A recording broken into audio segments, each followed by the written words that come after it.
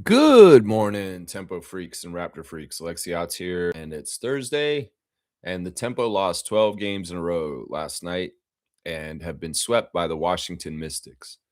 Now, this one stinks, and I'll tell you why. Because the four-game series with the Mystics this season has been spread out over the whole season. We played them the very first game ever in Tempo history in the regular season, and we played them kind of spread out throughout the course of this year, like once a month or something. Now, a couple of games were so close. In fact, the game last night was close, but we can remember earlier in the year that Sonia Citron hit a game winner against us in one of the games earlier this year. And we fought valiantly in our first game ever, but we still lost that game too. So we've had some very close losses to Washington, which are annoying. You know, it's too bad we got swept by them. Seriously. We've gotten swept by a lot of teams already this year. And I don't know. In some ways I got to just like be, less competitive. I know that all of us have different levels of competition and feeling competitive and wanting things to be good for our team. And at certain points you kind of got to just like wave the white flag and say this season is a wash. This season's done. We're going to learn from it. We're going to grow from it. Young players are going to do something from it. Yeah, that's what Trevor's saying there. Yeah, I mean, it's annoying because there's definitely a bunch of games this season we could have won if we had better health, if we had executed better, if we were further along with our franchise, but we're not. We're a first year team and we are having major issues with trying to get it together to be a winning team. There's no winning here right now. And it's going to be really tough to win going forward. Now, hopefully, we show the Vancouver crowd something good in the next two games against Portland and Las Vegas in BC. But yeah, we need to win the Portland Fire game on Friday. We really, really need to. I mean, there needs to just be a point where people just say, we are not losing no matter what. We are just going to win. But I don't think that, I'm going to be very honest. I don't think that the Tempo players are committed like that. I don't think they're committed like that. The Raptors players are, we've gotten a group to this point that is very committed to do going all out to try and win. It's in their DNA. It's in the way they play off each other. It's the way they do things. But the Tempo, they don't care. They don't care. In some ways, they're like, we're here. We're the first Tempo. Hello, nice to meet you. But you know what? They don't care. They don't care. If they cared, they would put more effort into trying to win in the fourth quarter. They put more effort into trying to make their free throws. They put more effort into taking care of the ball. I mean, this is two games in a row where Isabel Harrison singularly has killed our game and our momentum to try and win the game by missing free throws, two free throws in a row late, and then turning the ball over immediately in the next possession. They don't care. And I can tell you who doesn't care. I can tell you who doesn't care, and I can tell you who cares. Because there are a few players that do care. There are a few players that are going all out no matter what, but there's some players that just don't, they could be bothered. They couldn't be bothered. It's like, let's take the shine of being an original Tempo. But you know what? In some ways, it's not worth my energy and frustration to get too upset about this or try or care enough. I mean, it's all over the end of the game. If they really gave a shit, they would be running around like Jamal Shed or somebody like that, No, they don't. It is what it is. We got to play the rest of the season. The Tempo are officially eliminated from the playoffs as of last night. And there's no postseason for sure. And for the rest of the year, we're just playing to discover and play and try and, get usefulness out of the last 9 games of the season, get usefulness out of it. But yeah, this was another winnable game last night. In fact, it's crazy because this game shouldn't have been winnable. This game should have been a slam dunk, easy game for Washington, but Washington was kind of being half-assed about things.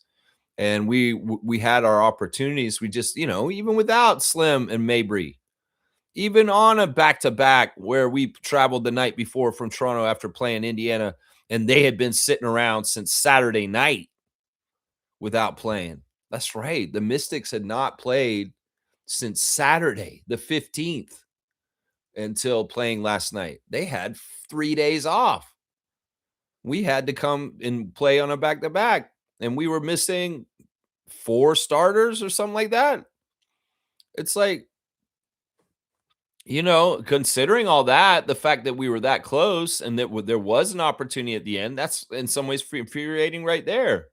Is that this team is slacking. The Mystics are not playing at a high level, and they're playing kind of and we have the opportunity to jump up and get them, but they don't seize it. They don't see it. They don't recognize it, and they don't execute it. In some ways, it's got to be frustrating as hell for Sandy Brondello. She's used to teams going all out and playing really hard for her and doing everything they can to try and get the W, especially since it's her birthday today. Tempo couldn't even win the game for their coach last night for her birthday.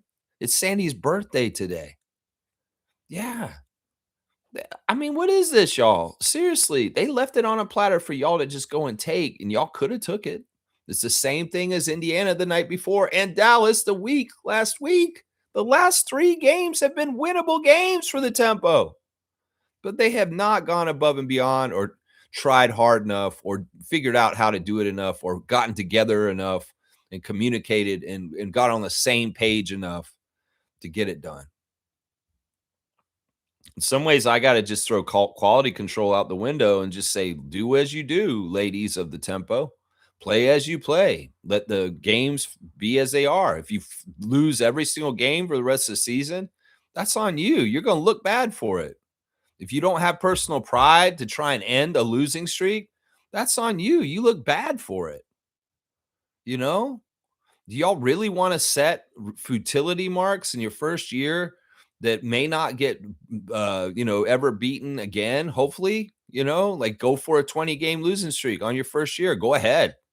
Go ahead. You got 9 more games. You've lost 12 in a row. Go ahead. Lose 20 in a row. Let's do that. Let's get that a reverse accolade right away in the first year. A 20-game losing streak in the first year, Tempo? You're on your way. You're on your way. It's only if you care enough. It's only if you respect your birthday coach enough today. Like, seriously, don't y'all respect Sandy? Don't y'all want to do what she wants? Don't you see her vision and want to help her? Do you feel helpless because you can't do it all yourself? Are you having trouble bonding with each other to get to the right place, to go together and try and do it together? Like, what is this? In some ways, I can tell that this team is not totally a collective, that this team's got little sub cliques within it, and that not everybody is on the same page with the Toronto Tempo. And well, it's up to the coach and the general manager to assess the talent and figure out exactly who's a keeper and who should be going forward with us and who shouldn't be, because they are just not caring enough. We don't want to be a joke. We don't want to be a laughing stock. And having a losing streak like this is a laughing stock. It is. The announcers for Washington Mystics last night were just, piling on, talking about how bad the Tempo have been and how they've lost so many games in a row. I mean, at a certain point, your personal pride's got to come in and say, you know what? Enough is enough. I'm sick of this shit. And I don't care if the odds on the ESPN matchup predictor says we only have a 22% chance. We're going to land in that 22% tonight.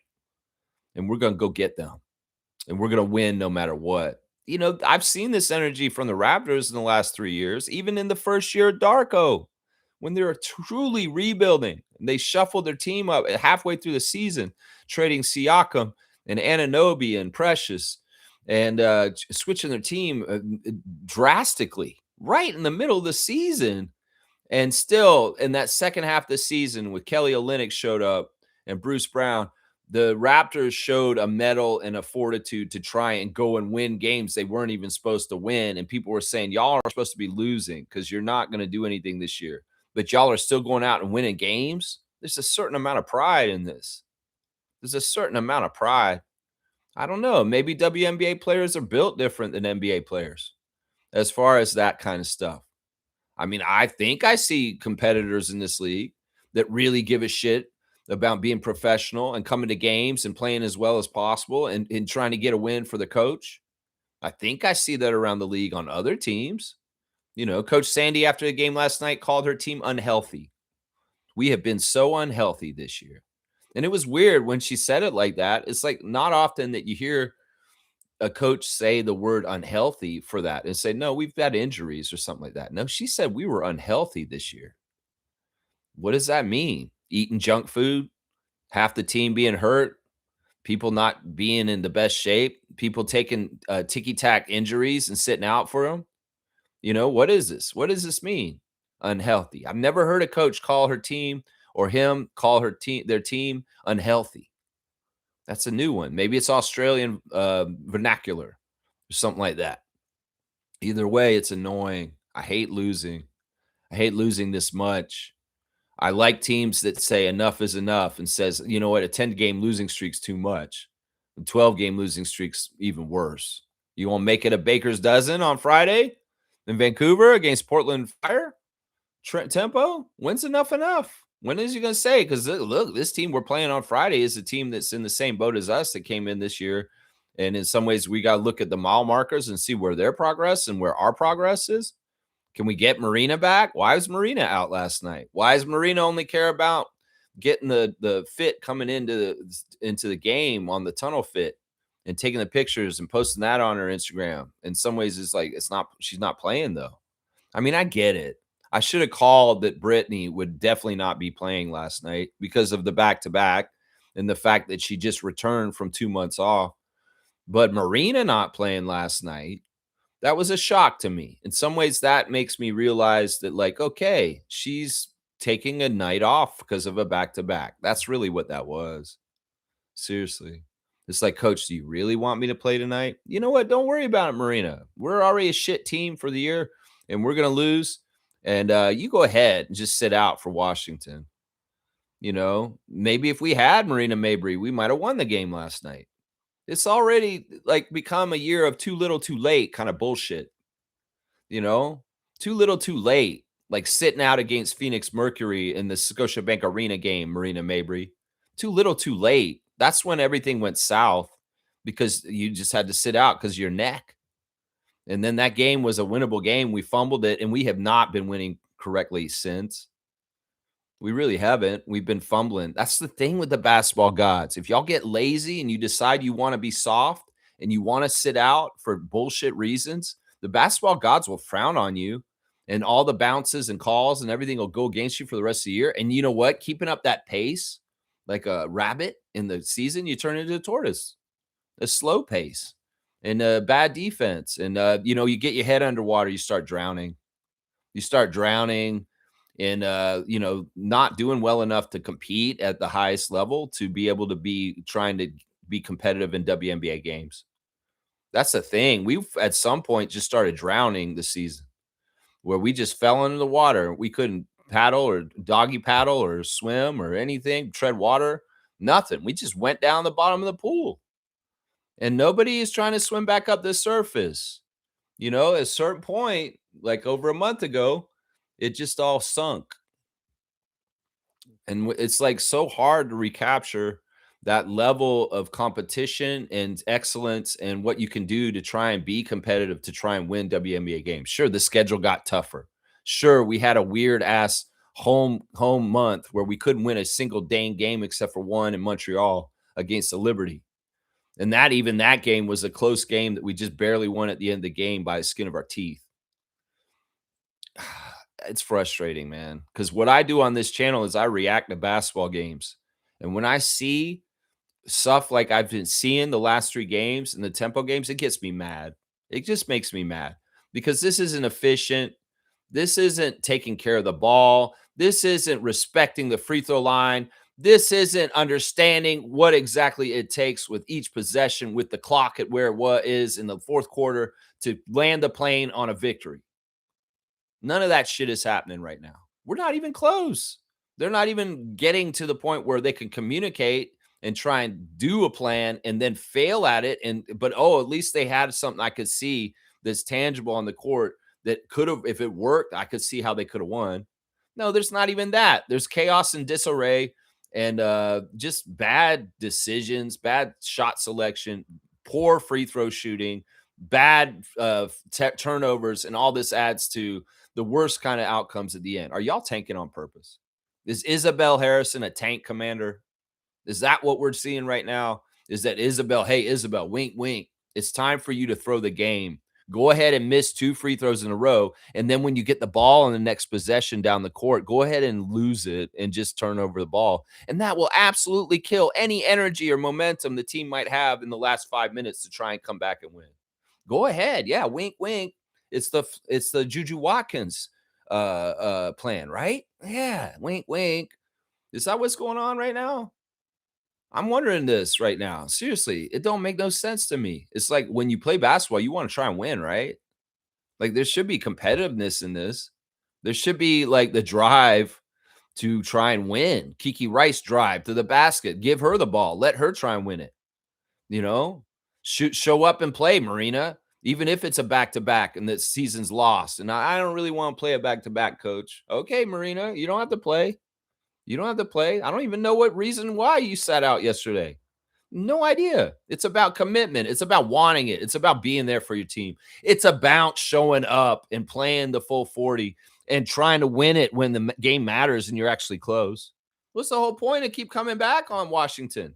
It's like, oh, we'll come back on them in each quarter. Oh, wow. They almost won the first quarter. They only lost the first quarter 25-24, just barely. But even then, there's practice on that. It's like, look, act like the first quarter is the final buzzer.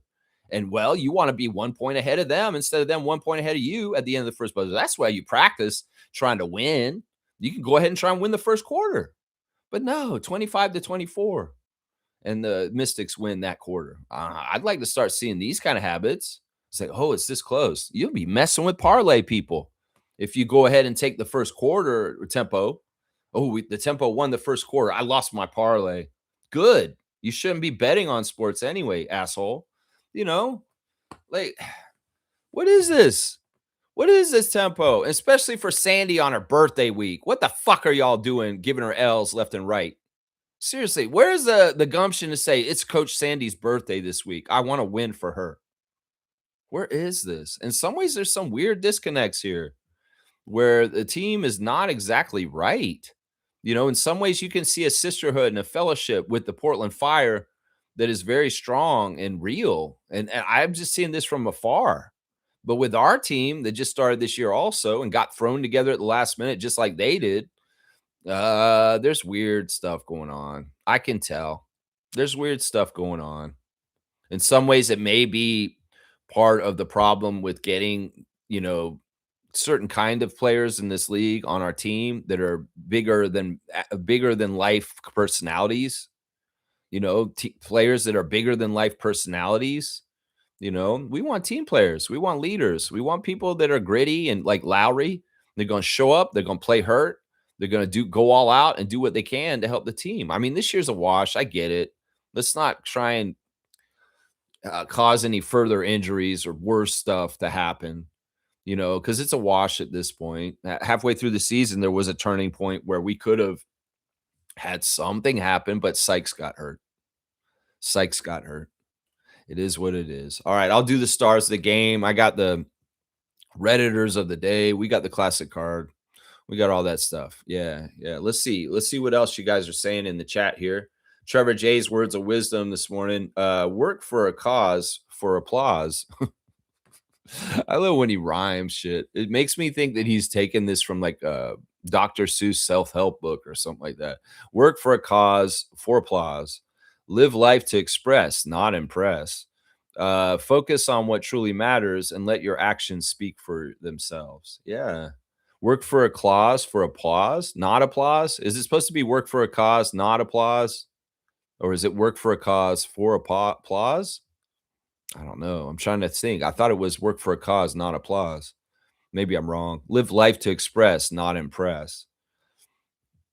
Yeah, I mean, I kinda get this one. Who cares about what other people think of you? The opinions of, other people of you is not for you to care about, honestly. Honestly, good or bad in some ways. You just do your thing. That's what I would say. Let your actions speak for themselves. Yeah, yeah, actions speak louder than words. That's a very basic, word of wisdom right there. All right, blessings to the Jones family, all the Rapid Freak families. Yeah. Yeah, let's see. Trevor saying Tempo have nothing to play for as this moment, as of this moment, as of this moment, as this moment. But just play all the young players now and let's see what we have. But just play all. Okay, yeah, it's just bad grammar. Um, yeah, I mean, Tiani Key got some extended run yesterday, which was nice. We saw Zay Green make her WNBA debut yesterday, and we also saw more Bankole. And that's part of the cool thing about yesterday was seeing a little bit more of them. There's some promise with Ornella. Ornella's very interesting with her 3-point shooting and her defense. And then Tiani is somebody that I really wish they had played more this year. I've been mystified about Tiani Key because at the beginning of the season, she started very strong. And then in the middle of the season, she got a lot of DMPs and just victory cigar kind of last minute appearances. And, I feel like maybe we haven't dealt with Key correctly this year. I feel like we should have played her way more. I feel like she should have been in rotation regularly. I know that there's probably two problems with her. She's very slight of build, and you could see it yesterday when she's trying to guard Lauren Betts just how she can't hold position in the paint. This is why I tell people, with the centers, you need to really be strong because you can't play that position defensively without being able to hold your own. And Tiani, unfortunately, is so skinny as a rookie and just coming out of Kentucky that she needs to build muscle. There is a place in this league for the very slender, long armed player like her, Cameron Brink kind of player. It's just that in some ways you got to watch out and have a tough bruiser out there with them that can hold down the strong stuff. There's definitely promise and talent in Tiani Key. It's just that the way that Sandy's been able to use her this year has to be sparingly and safe because, first of all, once again, she has foul problems. She's going to foul people because when you don't have the strength, in some ways, when you hold people and try and stop people, it's going to look like a foul if you don't have the strength. And so she's had a hard time just staying on the floor from not getting in foul trouble. And, she can be a liability on defense. And that's part of the problem right now. She can block shots. She can do fairly well against a lot of people. But when you get players like Austin and Betts, Tiani Key cannot match up with them. She cannot. We saw Betts eat her for lunch. And it's part of the journey for the young Wildcat in her WNBA career is to strengthen up, try and bulk up, but still balance her finesse game and her gracefulness with her very, very promising offensive potential. We even saw her make a couple moves yesterday towards the basket that I was like, okay, then Tiani Key, okay, then, and I like that she got more extra run yesterday. I really did. Yeah, the young players will get to play, and in some ways, I would be like, why weren't we using our developmental spots when everybody was hurt before? It's like, why are you saving them for the whole year? Like, let's use them throughout the year. And who cares? Like, it's more likely we're not going to be going into the postseason. So while we're competitive still in the first half of the season, why didn't we use our developmental spots more then? And trying to integrate them. Because honestly, this is the thing. You can work in practice, Ornella and Green, but in some ways, the real experience on the court is much more valuable. And I think that the tempo delaying their developmental spots getting used this year has been a big mistake. Has been a big mistake. You needed that real time, real experience on the court to build off of and talk about. I mean, I see this with the Raptors all the time. Every year when they come in with new players, they're rookies, they give them a taste right at the beginning of the year. They may be going to 905 for most of the year, but Chucky Hepburn, Elijah Martin, Those guys last year got to get into games right at the beginning of the season and try and like get going, just for a taste to build off of. Because once they know what it's like, then they can have an understanding of it and they can start building and working and practicing and building their bodies in mind with what they know that they're going to have to face.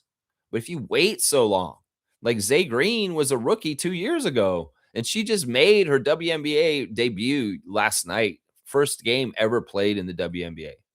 And she was on Mystics before. Um, I don't know. Maybe that's just a logic to me in my mind, but maybe other people don't see this kind of logic or don't understand this kind of shit. But to me, this makes sense. You got to give them a taste of what they got to deal with so that they can know what they're working towards. And if you wait to put them out there, well, what you're wasting your time. They're sitting around waiting. You know what I'm saying? Yeah. James is here. Good morning to Raptor Freak James. Always good to have James in the chat. He has good questions. Let's see what James is asking. He's saying, Lex, which team is the best fit for DeMar DeRozan? The Nuggets, the Miami Heat, or the Toronto Raptors? Well, it's not the Toronto Raptors. It's not us.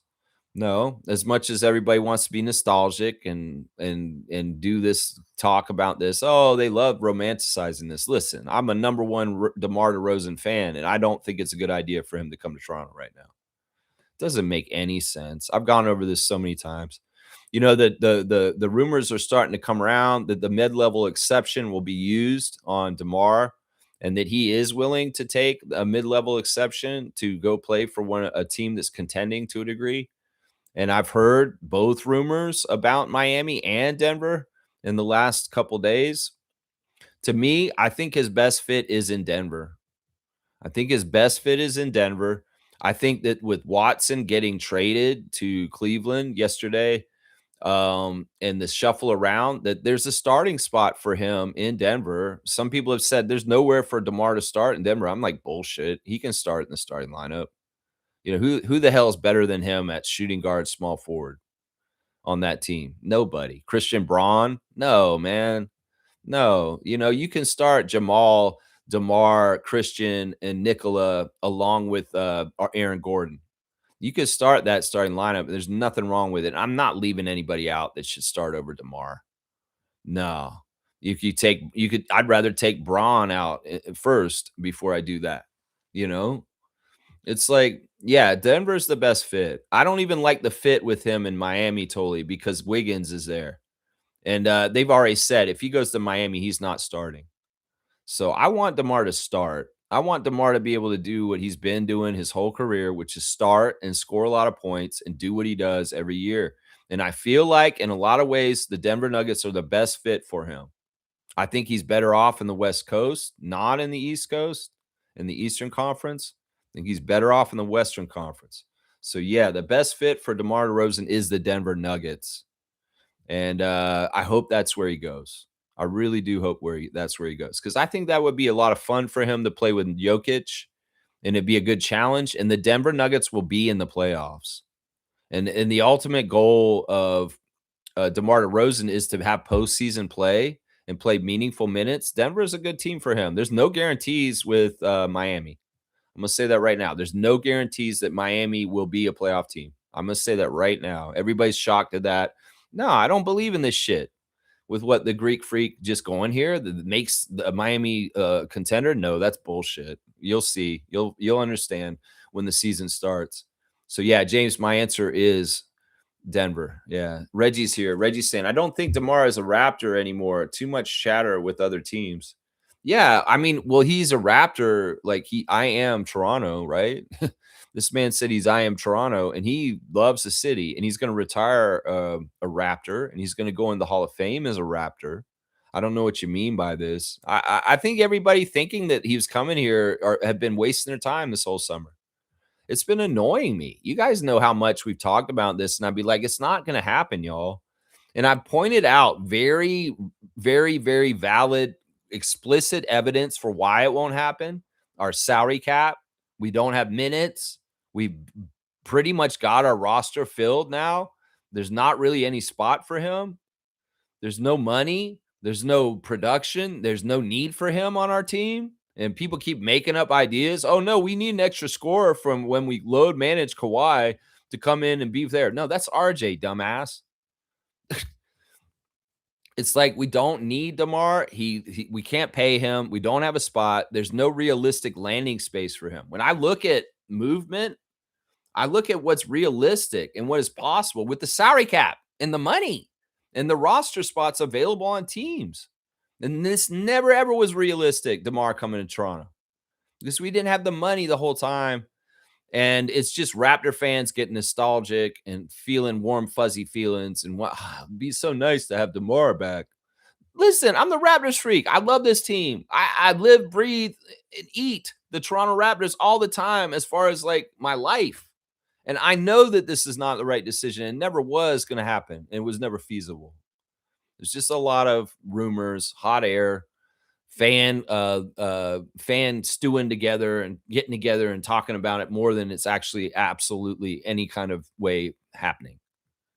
You know, Michael Grange, Josh Lundberg, these guys can all come out and say the DeMar thing is not likely, and Raptors fans just won't listen to them.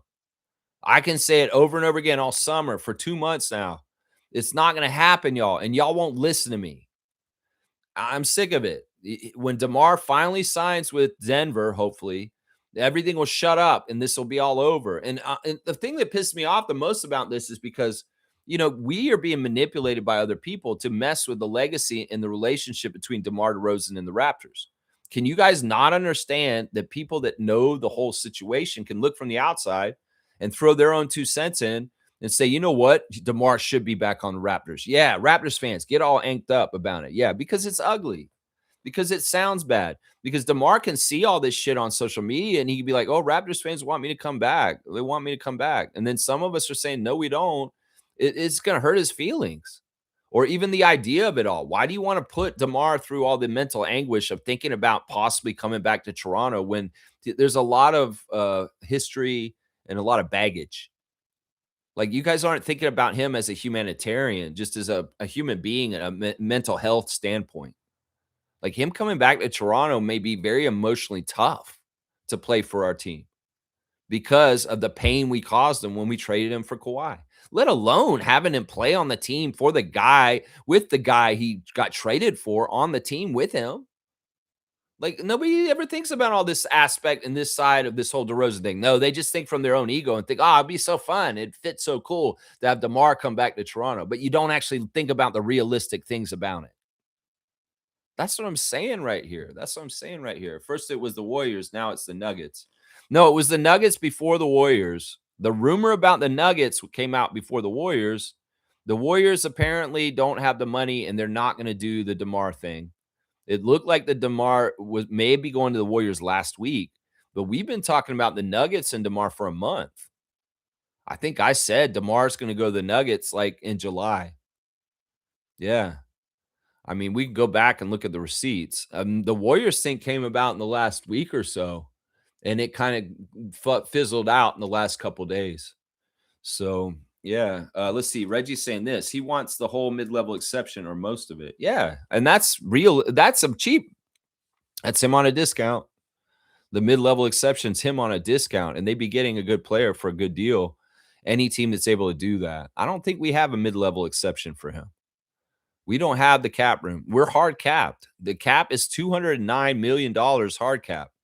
And we have 207 million on our cap right now. So we have $2 million to mess with. And that's why we go get somebody like Malachi Smith. Does that make sense, Raptors fans? Why are we getting more free agents? Because we're capped up. We are pretty much paid with our roster for the year. And Kawhi's coming in. So we're going to be fine. We're going to be needle pushed up because Leonard's an upgrade. And we're going to do great.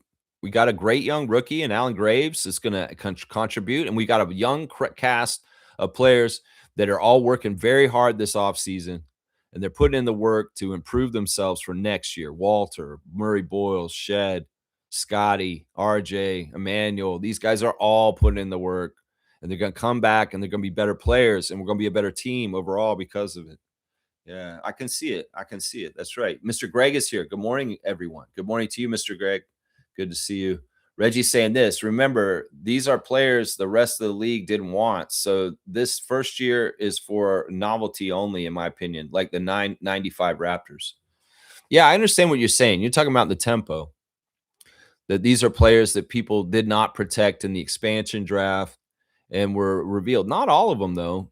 Brittany was a free agent that signed to our team and was not somebody that was unprotected in the draft. She actually just signed with us. And I think that's true about Temmie too.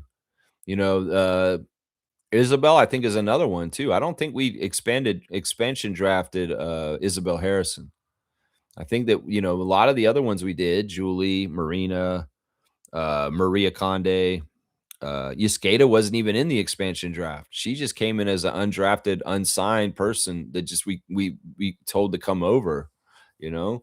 So it's like, yeah, I mean, I get that, and this is totally true what Reggie's saying. This is our first year. In some ways, it's like if it's like the Raptors, there's gonna be a high turnover in the first couple of years until we start finding more of the pieces and the people that we wanna hang on to for the long term that are around. And, there's a few of them. Kiki Rice, obviously, is the first pick ever in the draft, is definitely a franchise cornerstone. But after that, it's wide open as far as like whoever's going to stick around and stay. I mean, Kiki's definitely going to be here. Hopefully. I mean, unless some weird shit happens. After that, you could probably say Moro may be most likely to be around still too. But after that, it's wide open. Anybody could be leaving and coming in the next couple years. Any of them. That's right. Mr. Roger Raymond's back in the chat. Good to see a strong supporter of the Raptor Freak channel once again, Mr. Roger Raymond. Thank you, Reggie. Thank you, Trevor. Thank you, Fiercey, for supporting the channel. Good day, Raptors Freaks. I thought they started with some energy and aggressiveness, then it was not sustained. Yes. Watching the tempo game last night, the second quarter was so bad. The second quarter was so bad. 25-24 at the end of the first. And then the tempo couldn't score for the first 5 minutes of the second quarter. They did not score for the first 5 minutes of the second quarter. They got ran on and they built a huge lead in that time period in the first half of the second quarter. And the Mystics got a big jump on us. We just could not score. This is one of the problems with our team is getting production. We have teams we're playing against like the Dream and the Fever and the Aces and the Lynx. They got starting fives that are very dependable and different weapons. And people are playing they're playing like a piano as keys on the piano, hitting the notes at different times to help their team be successful and carry them. Well, we have a lot of parts of our songs that we're playing on the piano where the notes are dead and you don't hear no noise come from hitting the key.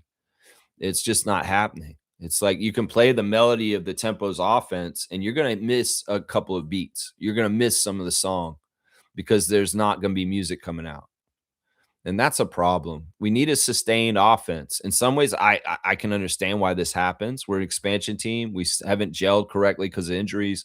And also, we had very substantially important players to our team out yesterday.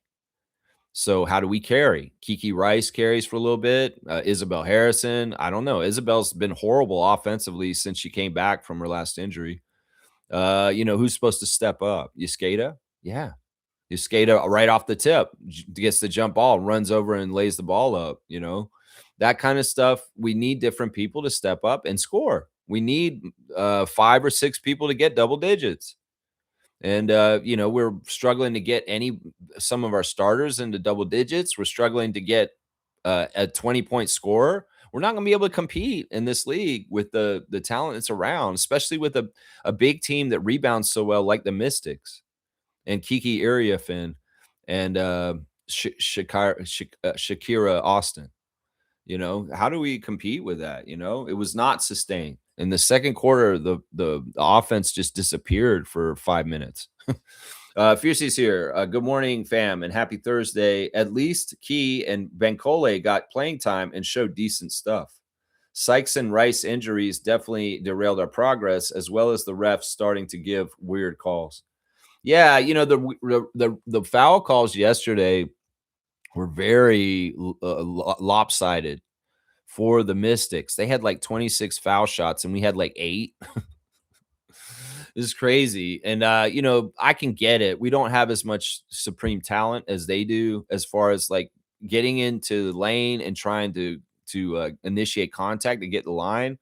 But also at the same time, and I mean the announcers are trying to say, well, the reason why the tempo haven't gone the line as much is because the Mystics are playing really good defense without fouling. Anyway, I like Kevin Feige. I think Kevin Feige is a good crew chief. In fact, when he stopped the game to go look at that weird incidental contact between Yescada and Amor, that was the right call. Or no, it wasn't Amor. It was Flores. Flores hit her face on the floor twice in a row. And that was the right call. He went and looked at it just in case because it was awkward the way Laura was falling backwards. And it was really Betts pushed her, is what happened. They were going up for the rebound. Betts pushed Yescada. Yescada turned her body in an awkward way, and while she was turning, she happened to hit Alicia Flores to the ground, and it looked a little dirty. So Kevin Feige went and looked at it to inspect it, but he came out and said this is incidental contact, and there's no harm, no foul. There's not something that was done on purpose. So no problem for Yescada. No foul, but no flagrant foul. I mean, in some ways, I would say the foul should have been on Betts because Betts pushed her into Flores, you know. But either way, I like that. The other guys, though, screw them. Ryan Sisano and Ken Jones are haters, and they make really bad calls against us, especially Sisano. Man, Ryan Sisano, I cannot stand that dude already because he has been bad every game he's ref for us this year. Now, Fahey, I don't mind him. Like I said, Kevin Fahey is a good crew chief. Those other two guys that were reffing last night were garbage. Ken Jones is eh. Let's do the stars of the game. We'll go ahead and start looking at the box score real quick. My number one star of the game for last night is Kiki Rice. She had the UCLA reunion. In some ways, it's gross. In some ways, I worry that like Kiki's like, all right, I'm losing so much in Toronto. Man, it'd be so much fun if I was Georgia Amore and I was playing for the Mystics with Lauren and Angela. I just don't want her to start thinking any of that kind of shit. It's like, Kiki, be true to our team and don't do a Damon Stoudemire like 4 years in. Seriously, or 3 years in. Don't do that, you know. That's part of the thing. It's like this early team. A lot of people are here partly because of Sandy. And we want Sandy to stick around. Sandy leaves, like Isaiah Thomas left. Then some of the other the people that were here before Sandy may leave too. That's what happened in the Raptors history. So, Kiki Rice having a schmooze at the end of the game with her UCLA teammates, that's going to happen. But still, I don't like it. I don't like it because in some ways it seems like Kiki obviously is closer with her UCLA Bruins teammates than her Tempo teammates in some ways. Yikes. Kiki Rice, 24 minutes, 19 points. She really was the leader. She really was the go-to person with Sykes and Mabry out. And, with mixed results, her offense is starting to start up again. And, I like seeing the threes. The threes were really good. That's one of the things that started more recently. When she first came back, she couldn't hit no threes. She started hitting closer shots. And now she's taking more threes aggressively, especially that little step back three she does. It's really nice. 19 points in 24 minutes on 5 of 9 shooting, 3 of 4 from 3, made all 6 of her free throws. That's professional. And that is the stuff I really respect. She didn't get a single rebound, which is weird because she's a very good rebounding guard. 2 assists, 1 turnover, 1 steal, +2. So when Kiki was out there, we outscored the Mystics by 2. Yeah, I don't know. In some ways, it's like the best shot selection for the Tempo right now is give the ball to Rice. I don't want to see Morrow and Harrison jacking up threes so much. Morrow can hit them here and there. Harrison's completely cold.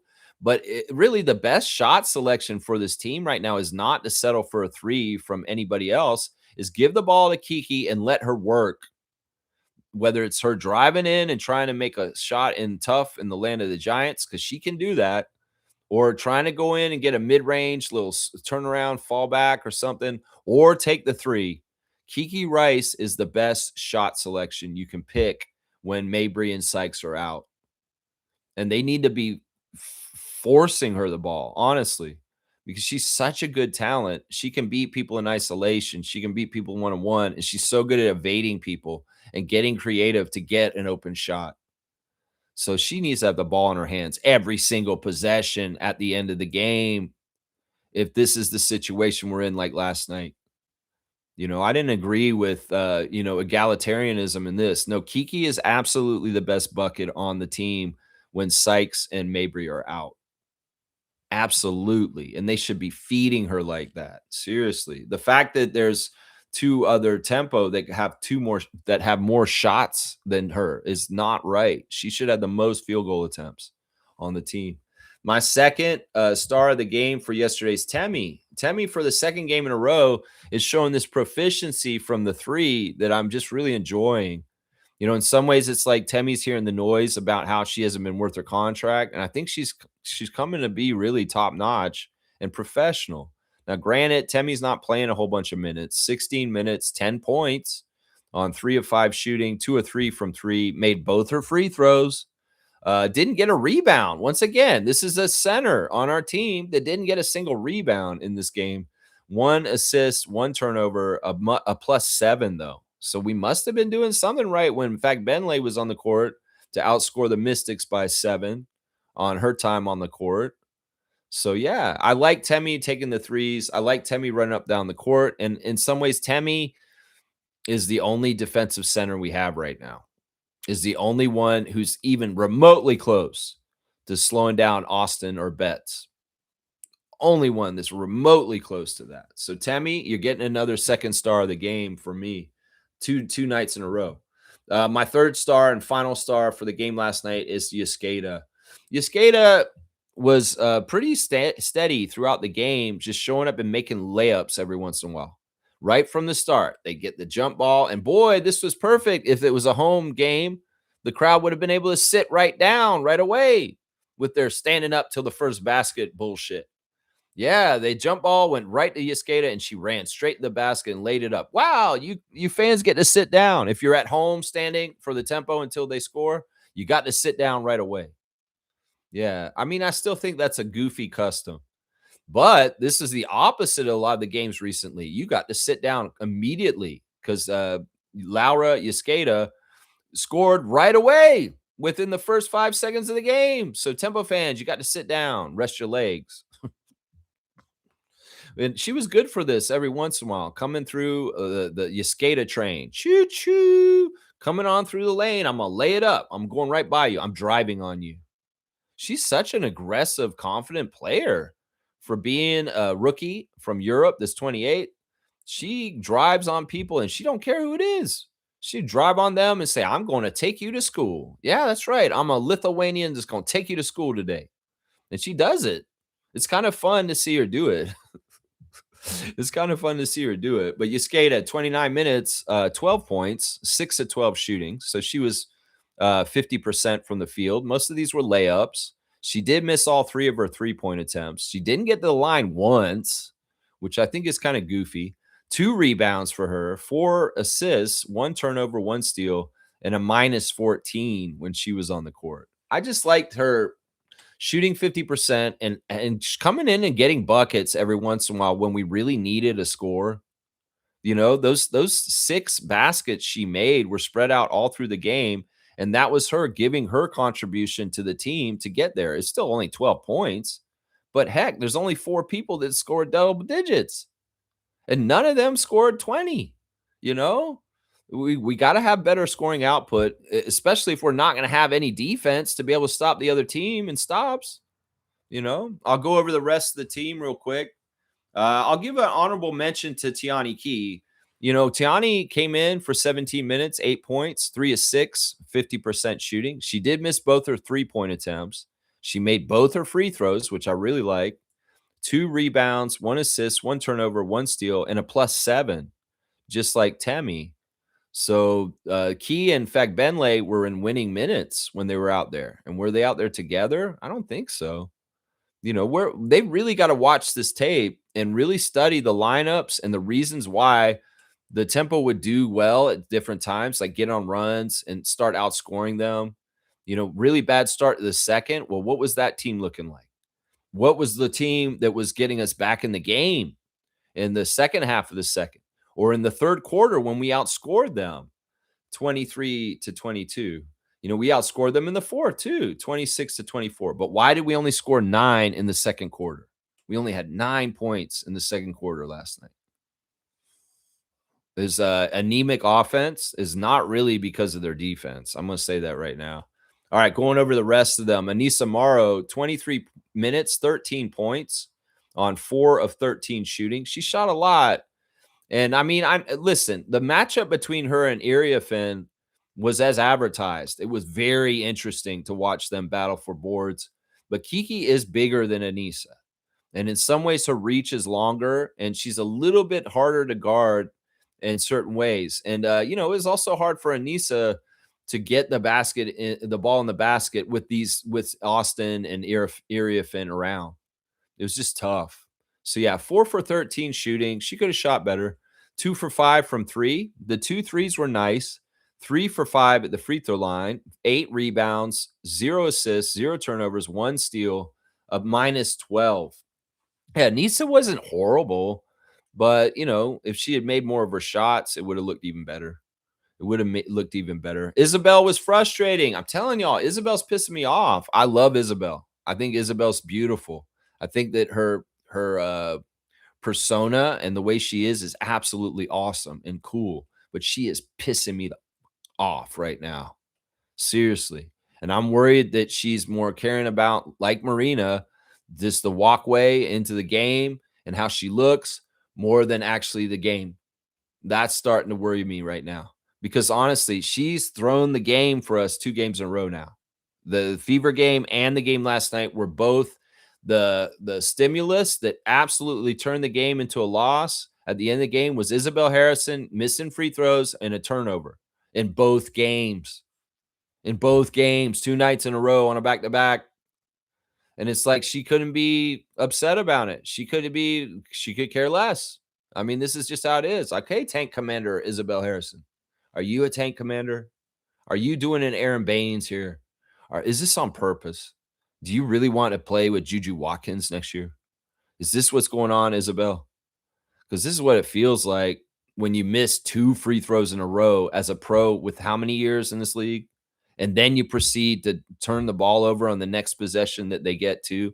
Way to really put nails in the coffin for the team on an L. Seriously. Way to do it.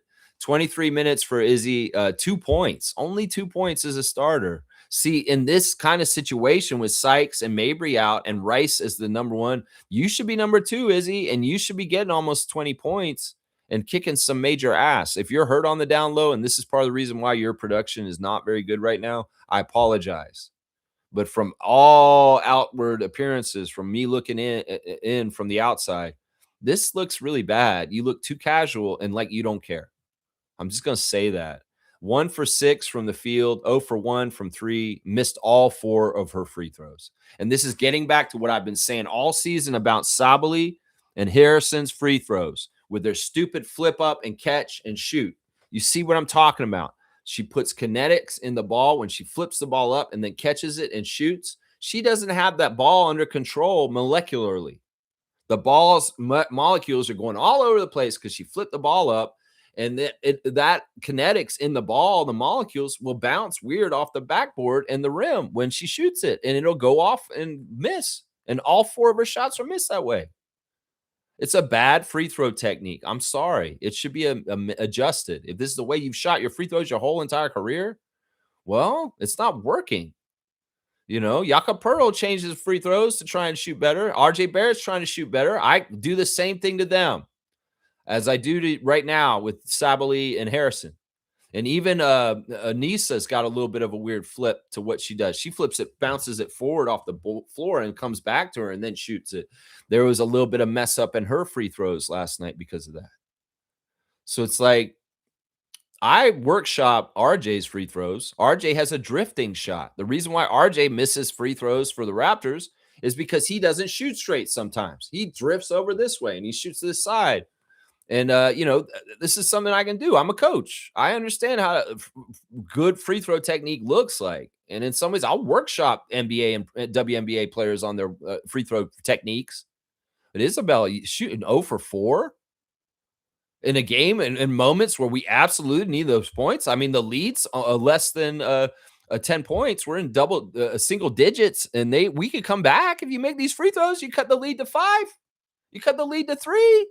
But no, you missed the free throws. And I'm pissed off about it because that's the easiest part of this game. 7 rebounds to her credit, though. 2 assists, 1 turnover, 3 blocks also. So at least the rebounds and the blocks for Izzy. A minus 18, one of the worst on the team. Yeah. Julie came back from injury, and, well, we needed this. It was nice to have Julie fresh without playing in the Indiana game to play against Washington last night. She's not totally back in rhythm, though. You could tell. Julie Alamon, 26 minutes, 4 points. She's not really a scorer. At this point, listen, Julie, if you're not going to try and be more aggressive to score, you're always going to be a backup point guard in the WNBA. That's just how it is. In some ways, you've gotten to start a lot for this year. Some people have called you our starting point guard. I don't believe that. I think this whole year you've been our backup point guard, and you've only had to start because people have been hurt. Because honestly, to me, a starting point guard will balance their own scoring with playmaking for other people. And you're not balancing your scoring in any kind of way. You're scared to shoot, or you're just not aggressive enough to shoot for yourself. And once again, this gets back to what I was just saying 5 minutes ago. This tempo team needs production. This tempo team needs scores. This tempo team needs people to contribute in points to keep up with the other teams because they're not scoring enough. So Julie Alamon, you've shown signs of wanting to shoot threes and being a little bit more aggressive at times this season, but overall not really. And last night was one of them. 4 points for Julie, another starter that scored anemically. 6 points between 2 of our starters. That's not going to fly in the WNBA. I'm telling you right now, I'm old school. Starters need to have double digits. 4 points for Julie, 1 of 3 from 3, and all of her shots were 3-pointers. 1 of 2 at the free throw line, too. Seeing Julie miss the free throw was crazy to me, too, because this is very much a professional person that does not miss free throws, and she missed a free throw last night. 3 rebounds, 4 assists, 2 turnovers, minus 20 for Julie Alamon. So something's wrong there. Something is wrong there. Off the bench, Kia Nurse, 22 points. When Kia comes in and makes a three, I cheer. I get really excited. Kia is such a gutsy, gritty player. In some ways, I appreciate her this season.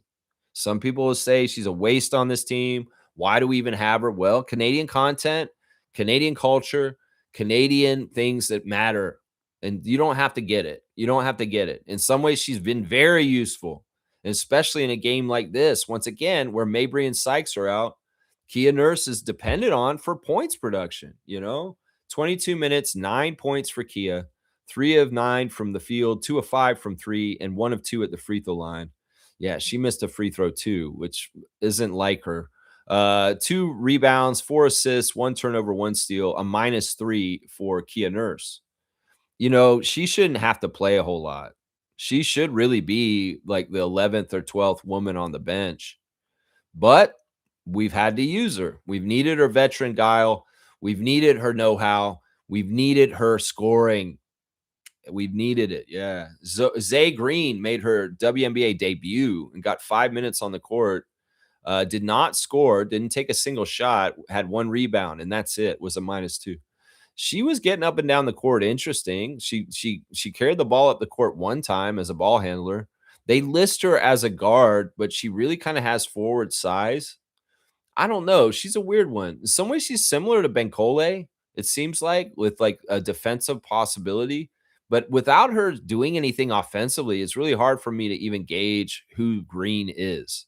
Alas, she got her 5-minute start in the WNBA finally last night after years of waiting for it. So that's good for her. Ornella Benkole came in too. So both our developmental spots were used last night. 15 minutes for Ornella, 5 points on 2 of 2 shooting. She made her 3, 2 rebounds, also a minus 2. She looked a lot better in this game too. Like, this is why I feel like they needed to be used more early in the season. I know Green just showed up, but Benkole has been traveling around with the tempo for a couple months now. And she could have been used earlier just to get her some confidence and understanding of the game. And she could be further along at this point if we had used her more correctly. Are y'all planning on playing the developmental players every single game for the rest of the season? Because then you'll probably use them up finally. Like what's the whole point of having these developmental spots if you're going to save them and have extra ones left over at the end of the season? Like, what's the whole point of this? You should be using these freaking games. Seriously. And I don't understand why we didn't use them earlier in the season more. Seriously. I know I said that earlier. Yeah, Conde did not come back last night. She did not play. On the other side of things, let's give some flowers to the winning Mystics. 21 points for Kiki Arifin in 29 minutes with 13 rebounds, a double-double. And Austin got a double-double also. Every single game this year, those two got double-doubles against the tempo. 11 and 10 for Austin. 14 points for Onion Ware. She was deadly from 3 in the second half. That really hurt us. This is the thing. They had different players at different times show up big for them to help them win. Like in the very beginning, Georgia Amore made these threes to start them off and get them going. In fact, it made Fiercey look bad because Fiercey was saying, oh, Amore is not playing that well for them. I was like, I don't know. I'm like, I don't know. But yeah, Georgia came out firing and had her contribution early to get the Mystics going. Then you had Irfin doing her thing and Austin doing her thing, like down low with the power and the rebounding and their presence. But then you also had Onionware later on hitting threes. You had Citron, just a dabble of Citron sprinkled in the middle of it all. Like there'd be a key rebound she would get, or she'd hit a shot just for a second. Because honestly, Sonia didn't really do a lot to damage us last night. She only had 13 points. And then off the bench, really big contribution from Lauren Betts last night. She had a very dominant part in the middle of it where she was like just doing whatever she wanted in the post. We couldn't stop her no matter what. And then very tough players in McMahon and Lainey Hamilton who were coming out there with a certain level of fight and spirit and tenacity and the way they play and having a matchup against that too. So yeah. And then late in the game, Dougal Leach coming in the garbage time and trying to force baskets in right underneath the basket. So they had different players at different moments really making their contributions to help the team win overall. And that's what we need more from the tempo. We need solid contributions from different tempo players throughout the entire game. They even got to put in their bench players for the end of the game, including Rory Harmon, who's a fan favorite of the Washington fans. The team stats, let's go analyze them real quick. We did shoot worse than the Mystics. We were shooting really bad at different times in this game, much like a lot of games we played recently. 43% from the field for us, 45% for them. But it's not that far off. I mean, it was pretty close in some ways. We did make more threes than them. 11 threes for us, 9 for them. So we did win the 3-point shootout between the two teams. And Sonia didn't really get going. The free throws were weird because, like I said, this was another game where the refs stacked the free throw line for the other team in the first half, gave them tons of free throws, and then they were giving us free throws at the end of the game to try and make the totals a little bit closer.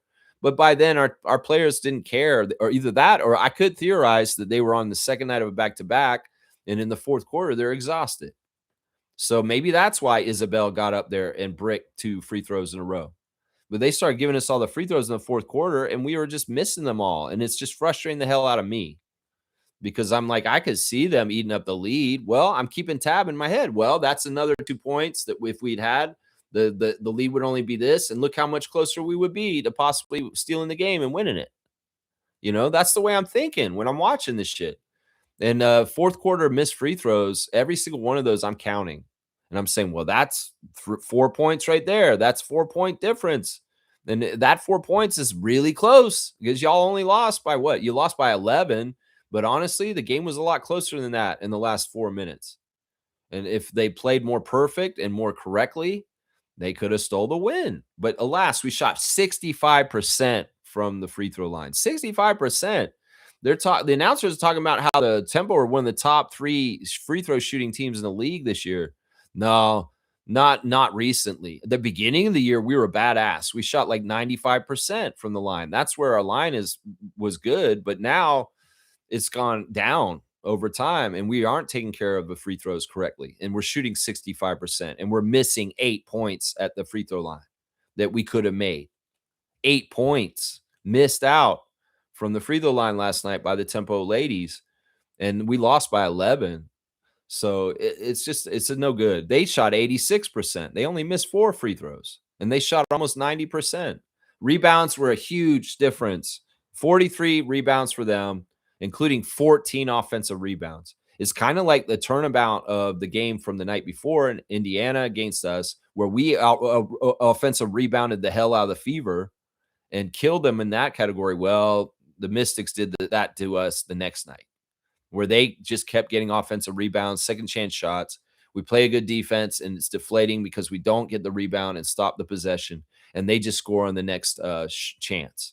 It's very annoying, very, very annoying. Assisted turnover ratio wasn't too bad. Actually, I have to give the Tempo some credit for taking care of the ball pretty good, for not having their main team, having very much the end of the bench and development players playing.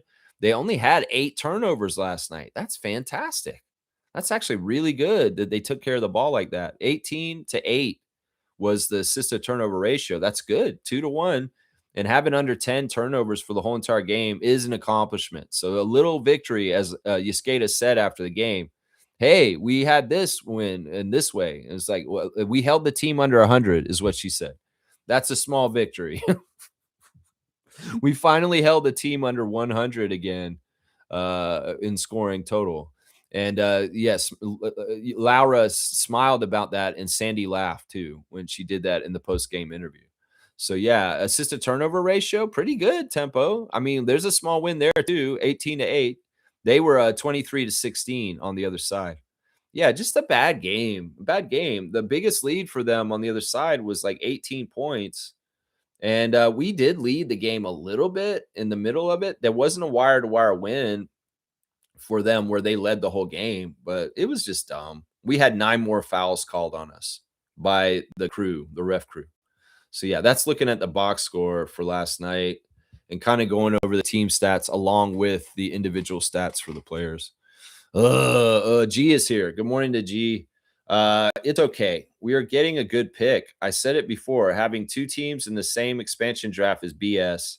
We would have had Carlton and others from the Fire too if they staggered the expansion teams. Fire have been healthy. Injuries can derail a season. It did for the Raptors in the past too. Yeah. I mean, this is all true. This is all true. In some ways, you know what?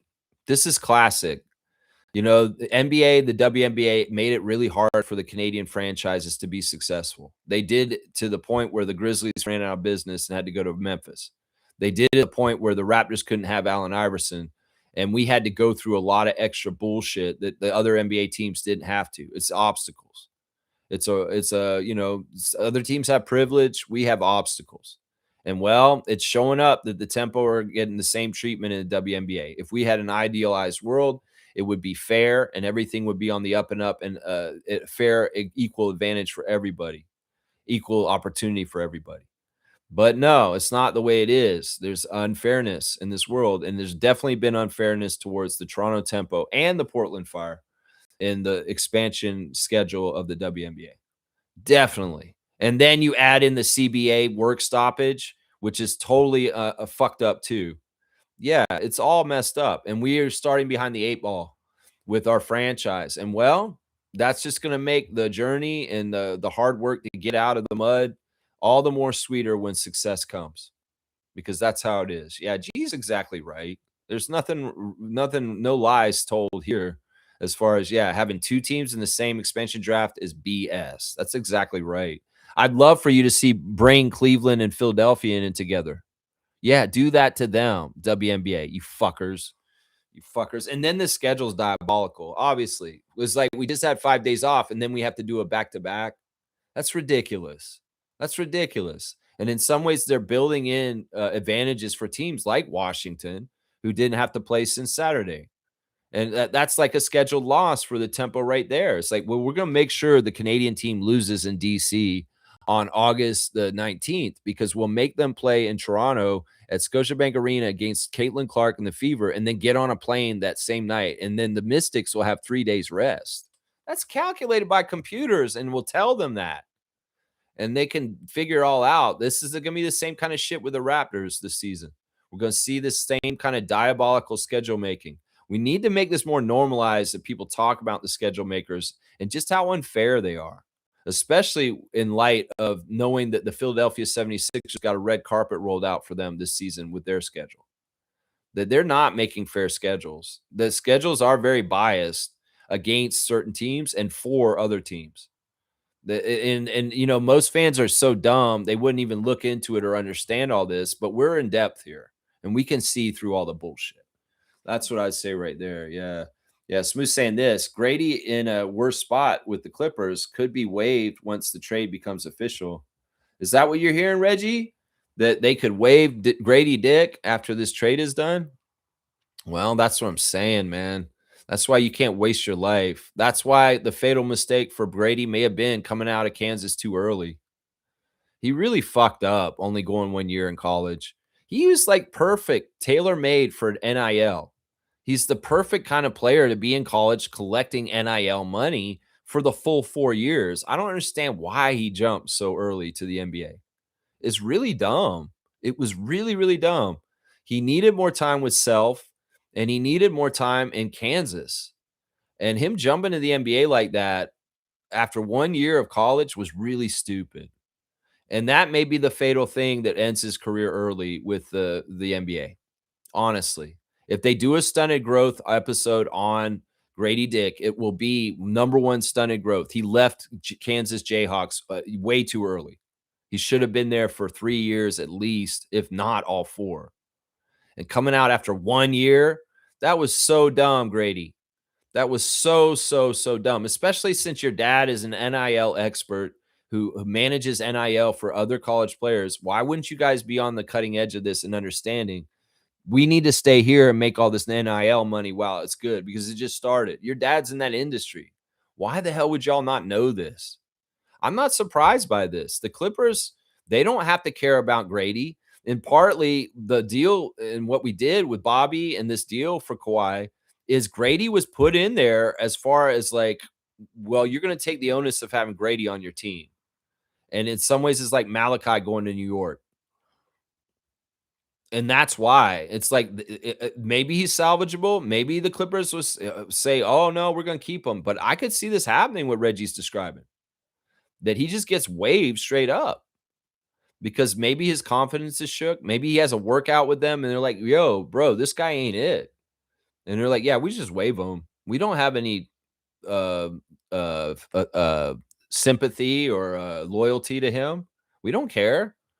We'll cut him. We got a lot of players here in Clippers land, and we got to worry about our roster. And he can't be holding up a spot like that if he's not going to be a dependable player. And his main attribute that he does, his 3-point shooting, is not working anymore. Yeah, I could see this happening. I could see this happening. Superfan Monique Lawrence is in the house this morning. Good to see Superfan Mo. Good morning, Raptor Freak crew. Say hi to Juju Watson, Tempo Nation. This is not for sure.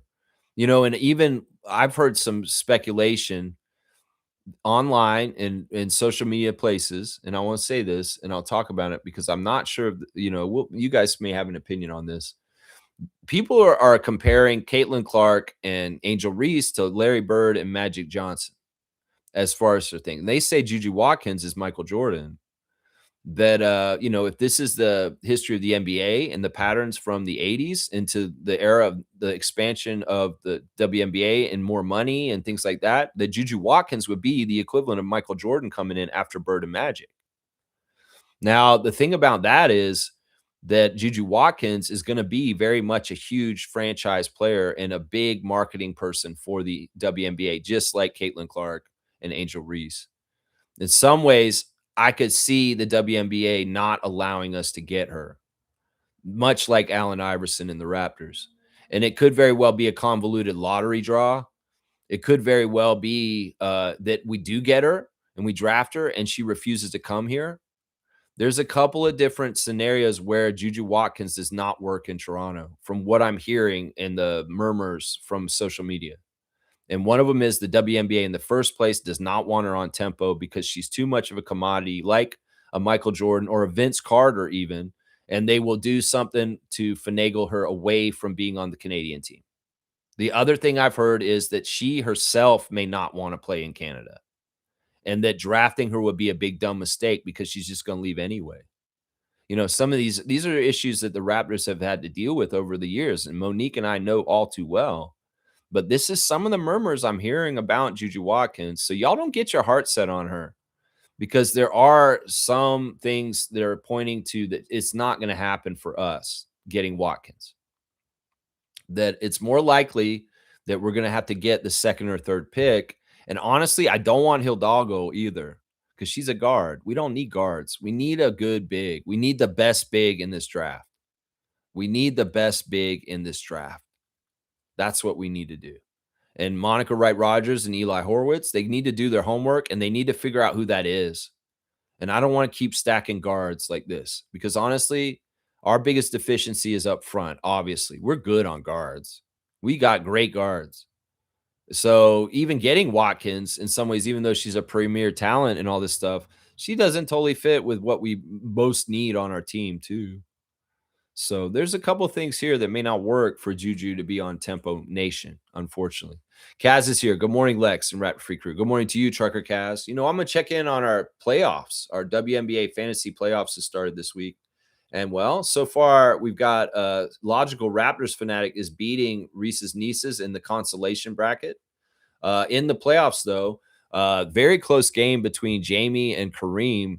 Kareem's got to step it up because I know Jamie's a very competitive fantasy player, and he's probably aware of what's going on right now, and he's probably going to try and beat you, Kareem, even though he's the lower seed. So watch out.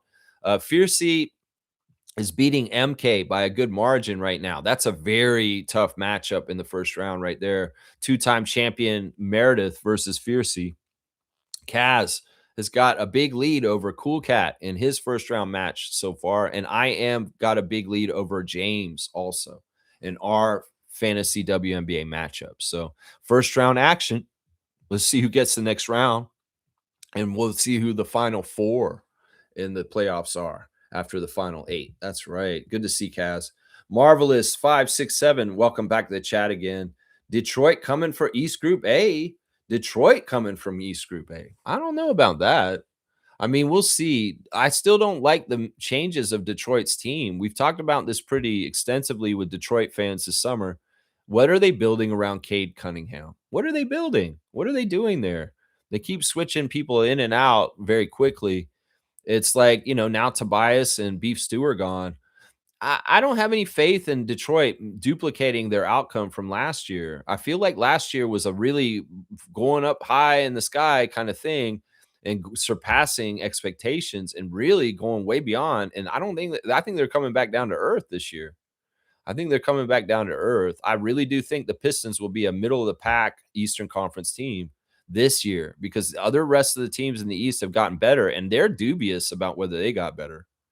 They're dubious. In fact, I would probably argue they got worse because, role players like Isaiah Stewart and Tobias Harris are very important. And I don't feel like the Detroit Pistons have been valuing their veteran leadership or role players on their team the last few years with the turnstile of players that have been leaving, like Dennis Schroeder and Tim Hardaway Jr. and so many players that were really good for your nucleus, and they're out the door.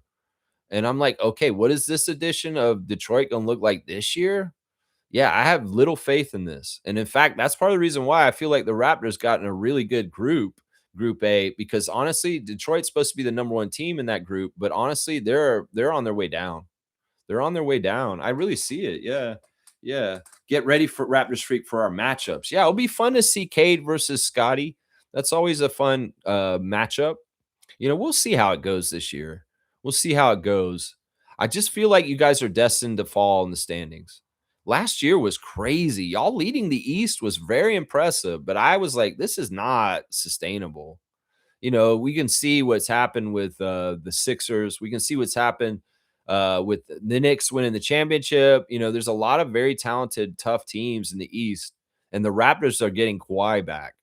So this league got harder in the Eastern Conference, and I think Detroit got worse this summer. So, Superfan Mo's saying, I get the Hall of Fame side of things for Kyle. CP3, Russ, I'm beyond happy, but 2029, what? What? I don't understand what you're saying. I get the Hall of Fame side of things for Kyle, CP3, Russ. I'm beyond happy, but 2029? Well, Monique, players have to be retired a certain amount of years before they can go into the Naismith Hall of Fame and be eligible. You can't just be eligible for the Hall of Fame as soon as you retire. Kyle's got to sit around for like 4 or 5 years, and then he's eligible to be on the ballot. So is that what you're trying to say? Because Chris Paul and Russell and Kyle just all retired this year. They won't be eligible for the Hall of Fame till 2029. That's basically what you're saying. And that's normal. That's normal. Players don't get in right away. They have to be retired for a few years. Part of it is because some people do a Terry Funk or a Ric Flair, and they'll say, well, I'm retired, but then they put their paperwork back in and they come back and play some more. So to really make sure players are retired and done, they have to have like 4 or 5 years out, and then they can be eligible for Naismith Hall of Fame. That's exactly why right there. Kaz is saying, Lex, who do you feel isn't playing all out for the tempo? Do you really want me to put them on blast right now? Seriously, I mean, I've already kind of said it earlier. If you watch the stream and what I was saying, there's certain players that are veterans that have been around the league for a while. In some ways, they're not doing it that way, and I don't blame them. In some ways, it's like, look, the novelty of playing for the expansion Canadian team is cool and interesting and stuff, but it's also that's not enough to me. I want you to come here to really try and win. And some people are just enjoying the ride. Some people are just kind of into it. And like, it's not totally the same kind of energy as I would have hoped. And I mean, I really don't want to name them. Some of them are absent because they're not showing up for certain games here and there. And some of them are playing in the games. And as I said, they're sabotaging the game at the end of the game for us to win. And I have a problem with that. I mean, Sabally is somebody who's played very hard for us and taken a lot of abuse, but also I wonder sometimes, I know she's legitimately hurt. She's got a walking boot on, but there were a lot of injuries earlier in the season that I thought were nitpicky. And maybe it's just like, well, because some players will sit out because of a hangnail, and some people will sit out because of a broken limb. And there's just some variances of pain tolerance and also how much you really take like injuries and play through them. Some people have different levels of wanting to do that and not wanting to do that. And some of it has to do with how competitive the team is. Kyle Lowry played very hurt the year of our championship in 2019 on the down low because he saw the goal and he had to go through it and do it that way. But maybe in a year where they weren't competing and they weren't doing well, he would have sat out way more that year with those kind of injuries. That's part of it too. It's like, what are they playing for? Why risk getting hurt? I get it. But there's also a certain level of balance and get after it and level of tenacity and trying to do stuff. I would rather tell you who's doing it right than who's doing it wrong. And Kiki Rice is number one doing it right for this team. And I know she hated being out as long as she was for the season. I know she hated it, absolutely hated it. Morrow's in the right direction also. But I mean, after that, it's on a case by case basis, it's different. It's different. I mean, even Sykes. Sykes is somebody that unfortunately got hurt and missed 2 months. But even before that, when she was playing at the beginning of the year, there were times where I was like, is she really going all out?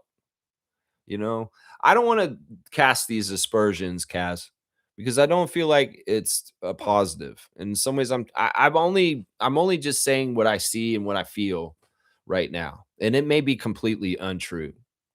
And it's absolutely these people are dedicated, hardworking, and care, like really, really care. And I'm just full of shit. I mean, that could be part of it too.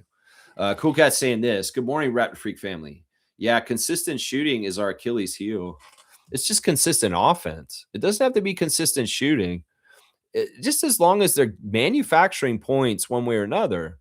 I don't like lazy basketball where you just take threes and you don't try and work the ball in. I get it if you don't want to try and go inside against a big team like Washington Mystics, but you have to figure out ways to score. And some of it is getting to the free throw line. Some of it is taking mid range. Some of it is a fast break. Some of it is a 3-point shot.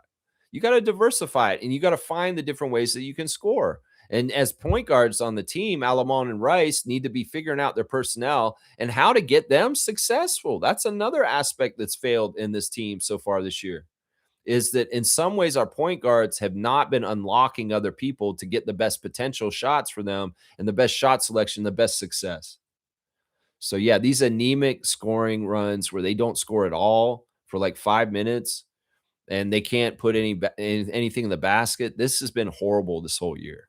It's been a problem. Yeah. So Monique saying, congrats to Jamal McGlure on getting into the Canadian Hall of Fame tonight. Was on CP24 yesterday. Yeah, I seen that Jamal McGlure was inducted into the Canadian Hall of Fame. I guess Pro Sports Hall of Fame.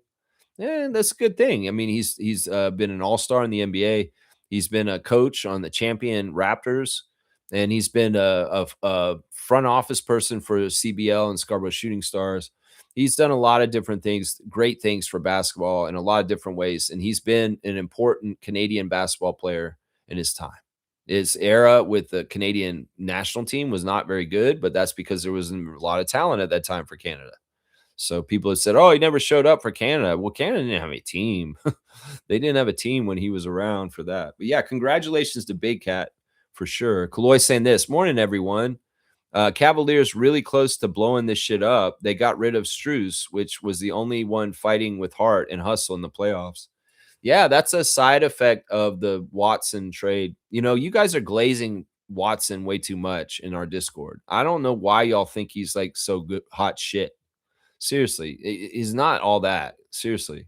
Y'all are acting like this is a monumental move that he's gone to the Cleveland Cavaliers and the Denver lost him. I know it's primarily one Raptor freak that's doing that online, but I'm like, I don't get this. This dude is nothing. It's like, this is not a needle pusher kind of player. And why are you making such a big deal out of Patrick Watson? Is what I'm saying. Seriously, because I don't get it. It's lost on me. All this hype about him. I think that Kaloy's right. That Strus was one of the guys that was passionate. I mean, the man headbutted one of our players in the playoffs last year. He was so passionate about trying to win and getting crazy out there. Yeah, something's weird with Cleveland. And James Harden is still a big, huge question mark in the whole thing also. I think Cleveland could very much be like Detroit, and they're going to tumble a bit and not going to be near the top of the Eastern Conference. And they may be a middle pack kind of team this year. I could see this. I could see this for them too, because there's teams coming up. There's teams coming up, and we're one of them. We're one of them. That's right. Let's see. Monique saying this. Got to give Michelle nice. Michelle Nice. Is that her name? Tempo in arena host for pushing through despite all the losing this season. She's incredible. Why does she care? What do we care about the end season arena host for pushing through the losses? No, fuck that. We got to thank birthday woman Sandy Brondello, head coach, for pushing through the losses. Who cares about the end game host? Who cares about her for pushing through? That's stupid. We got to think about the players like Conde and Alamond and Kiki and Marina and them. These people are pushing through. The in-game or in-arena game host? What are you talking about? Well, Monique's name dropping. She's name dropping once again. Michelle Nice, that's her name. I didn't even know her name. Mariah Amber forever. That's what I say. Mariah Amber forever. Yeah. Let's see. Chloe saying Sixers are getting le benefits. Le benefits. I mean, it really is crazy. Like, the evidence is right there. The fact that they have the least amount of back-to-backs, they have some of the easiest travel schedule, is so tailor-made for them. It's almost like, I'll bet you they do this because they're not even using this old couple that used to do the schedule. It used to be that this married couple in the States used to make the NBA schedule, and they'd work it out like a logic puzzle. This is before there was computers. This is like, I'm talking about in the 80s. The NBA schedule was made by a married couple that would go through it all, and they'd come and give it to the NBA. And that's how it was made. Now they can do it with computers. Now they can do it with AI. They could literally put a prompt in and say, give the easiest schedule to the Sixers and give the hardest schedule to the Raptors. And they'll do, and it'll spit it out. It's not like they have to do any work to it. They can get the schedule that way now. Take into account this and this and this, and give the hardest schedule you possibly can to the Toronto Raptors and give the easiest schedule to Philadelphia. They could literally put that in the AI prompt for spitting out the outcome of the schedule at this point. And that's how they're getting this bullshit that we're getting. Why do we get all our days off in a row for 10 days in the month of March when we could have those extra days spread out in between and lessening some of the other stuff where it's really crazy and hectic? Because this is on purpose. That they know we have to get a certain amount of days off. Well, let's go ahead and put it all in like a week and a half period in March, and the team won't be playing and they'll just sit around. And it really is insidiously bad. Darko and the team have to be aware of this fuckery, and they have to be strategizing ways around it to overcome it and do well no matter what. That's what needs to happen. That's what needs to happen. Because honestly, it's just like Sandy said last night. Well, back-to-backs are just part of the game.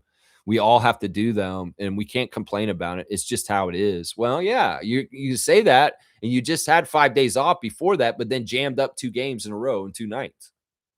Like, that's insidious. That's messed up. I'm sure if you ask Sandy off the record and she could talk about it freely without any repercussions, she'd tell you, yeah, that is bullshit.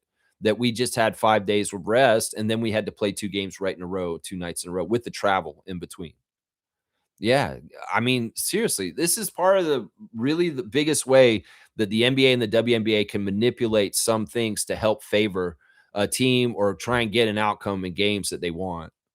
It's no joke that once again, in talking about Philadelphia, that when we play in Philadelphia, both games in Philly this year coming up, they're on the second night of a back-to-back after playing in Toronto on our home court. We have to fly overnight and play in Wells Fargo the next night. Both games against Philly are like that. That's on purpose. And it's a similar effect to what happened to the Tempo last night. You got to play Caitlin Clark and Scotiabank Arena on Tuesday, and then you got to go to Washington, D.C. and play the Mystics the next night because we really want to make sure you lose to the Mystics. We really want to make sure you lose to the Sixers. So we're going to make you play a team at home in Air Canada Center / Scotiabank Arena, and then the next night you got to travel to Philly and play the Sixers, both games in Philadelphia on the second night of back-to-back. And there's a New York game that's on the second night of a back-to-back after a game in Toronto also. So they do 2 of them for the Sixers, and one of the New York Madison Square Garden games is exactly like that also. That's on purpose. That's on purpose. G saying this, I think Peyton Watson just signed with the Cavs. I remember a video here where he seemed to be a favorite amongst some of the group here. He was part of the trade with Strus, but think he also signed to stay with the Cavs. Yeah, I don't know. I don't care. In some ways, he's not somebody I care about at all. So it's like, in some ways, it's like, the deal is the deal. That's what they're saying. It's a deal. It's a trade. It's a 4-team trade. So I don't think he's signed an extension, is what you're saying, right? He got traded there and he's signing an extension afterwards, is what it is. I think that's how it works. Yeah. Yeah. Strus is with the Cavs now. No, Strus got traded. Let me go tell you where he is, because he was part of the Patrick Watson deal.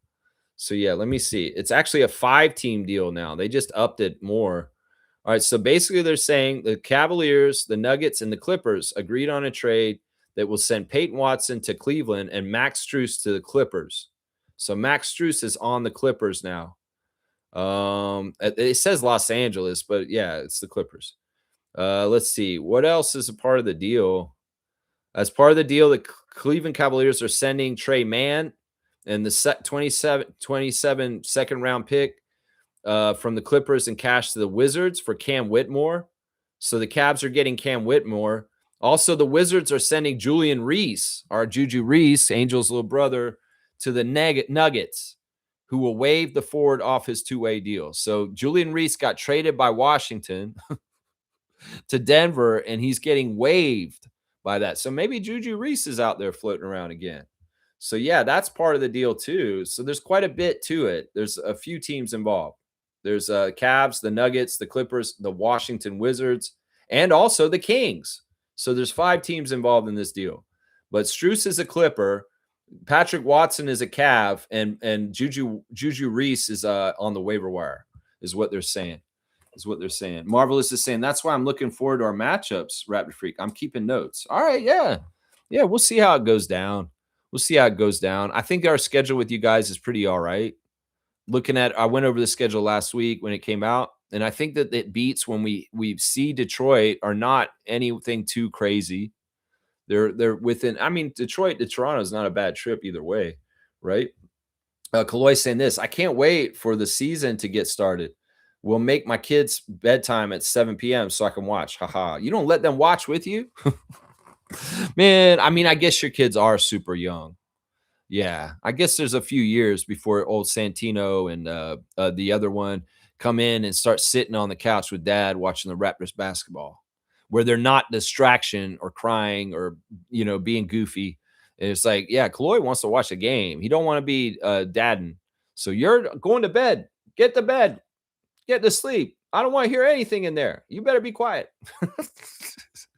It's like, wait, are you can't wait for the season for the basketball or for having your kids in bed early? I think both. I think both. G saying this: my worry about Watkins is her style of play can expose her to injuries. It puts a lot of stress on the knees, so she may need to adjust to a less explosive and aggressive style. She just came off of an ACL tear. Interesting, interesting. And G's also saying, also WNBA will, in my opinion, will not allow Juju to come to Canada purely for marketing and money reasons. That's what I keep hearing. That's what I keep hearing is that she's such a transformational kind of player, an important player, that they will not want her to be on our franchise. So we'll see if there's any kind of weird manipulation with the draft. I know y'all get excited and say, "Oh, we're losing on the tempo. We're going to get Juju." Pause. Just hold up. And let's look at this all rationally with the forces that be. You know what I'm saying? Let's see. Yeah. Kaz is saying, Lex, I feel like you will be disappointed when we draft a guard this year. There is no big worth drafting at our draft position, so don't be surprised. Well, you'd probably be right. And unfortunately, that'll suck. Because honestly, I mean, I don't know. I haven't looked in or dug into it all and what the terrain, the landscape of the WNBA draft is next year. In some ways, I have been hearing what you're saying, that it's a very guard heavy, not very good like bigs draft, which sucks because honestly, that's what we need the most. We needed it when we tried to get Austin and we failed. And we needed it when we tried to get Austin and we failed. That's right. 10-4. Thanks for your input, Lex. No problem, Kaz. You guys are keep going on your fantasy WNBA. You guys are doing fantastic. It's been a great year. This has been probably the most enjoyable WNBA fantasy year, as far as I'm concerned, as far as competition and people being involved. It's been very good. Very, very good this year. Yeah, let's see. G saying this: Madison Booker would be interesting for the tempo. No need to do scouting today, but we'll bring this name up when you get to scouting again. Madison Booker. Okay, I'm gonna remember that. I'm gonna remember Madison Booker. Kaloy saying this: this is the season where Scotty asserts himself to the league. He tasted superstardom on last season's run. Now he won't give that up. There's a lot of people talking about Scotty Barnes right now and what kind of leap he needs to make. People have been saying this about him his whole years in the league so far. It's like he needs to make a leap. He needs to score this much. He needs to do that. Last year, they're saying he needs to average this many points and I'll be happy with him. Well, did he do that? No, he didn't. He averaged about the same points per game last year as the year before. But his game was way better this year, wasn't it? Yeah. Because it's not all about scoring average and doing it that way. It's about the team winning overall and him playing even better on defense and him expanding his game and becoming a more powerful player to determine the outcome for his team to win. And that's going to be coming more and more into focus again this year too. If anybody's thinking he's going to make a leap, like he's going to start averaging almost 30 points a game, you're crazy. That's not how it works. It's going to be Scotty's going to be working on the things that helps the team to win overall more than his own individual personal stats and making them better. So it's weird because people will try and gauge Scotty's growth and say, well, has he gotten to this level or this level? No, don't look at it that way. He's growing every game. He makes jumps all the time, but you may not pay attention to them or see them because they're not in the areas that you think he would make them in. That's what I would say to common Raptors fans that talk about this with what was going to take for Scotty to be all NBA team. Well, he's doing it already. It's just they got to notice him. And with more success for the Toronto Raptors further into the playoffs and other things like that, those accolades will come, even at the level he's already playing at. So he's just got to sustain it. Somebody asked on Reddit, it's like, what will it take for Scotty Barnes to be the GOAT? And people were very honest. It's going to take like another 5 to 6, 7 years of high level play like he already has, and a championship and more all-stars.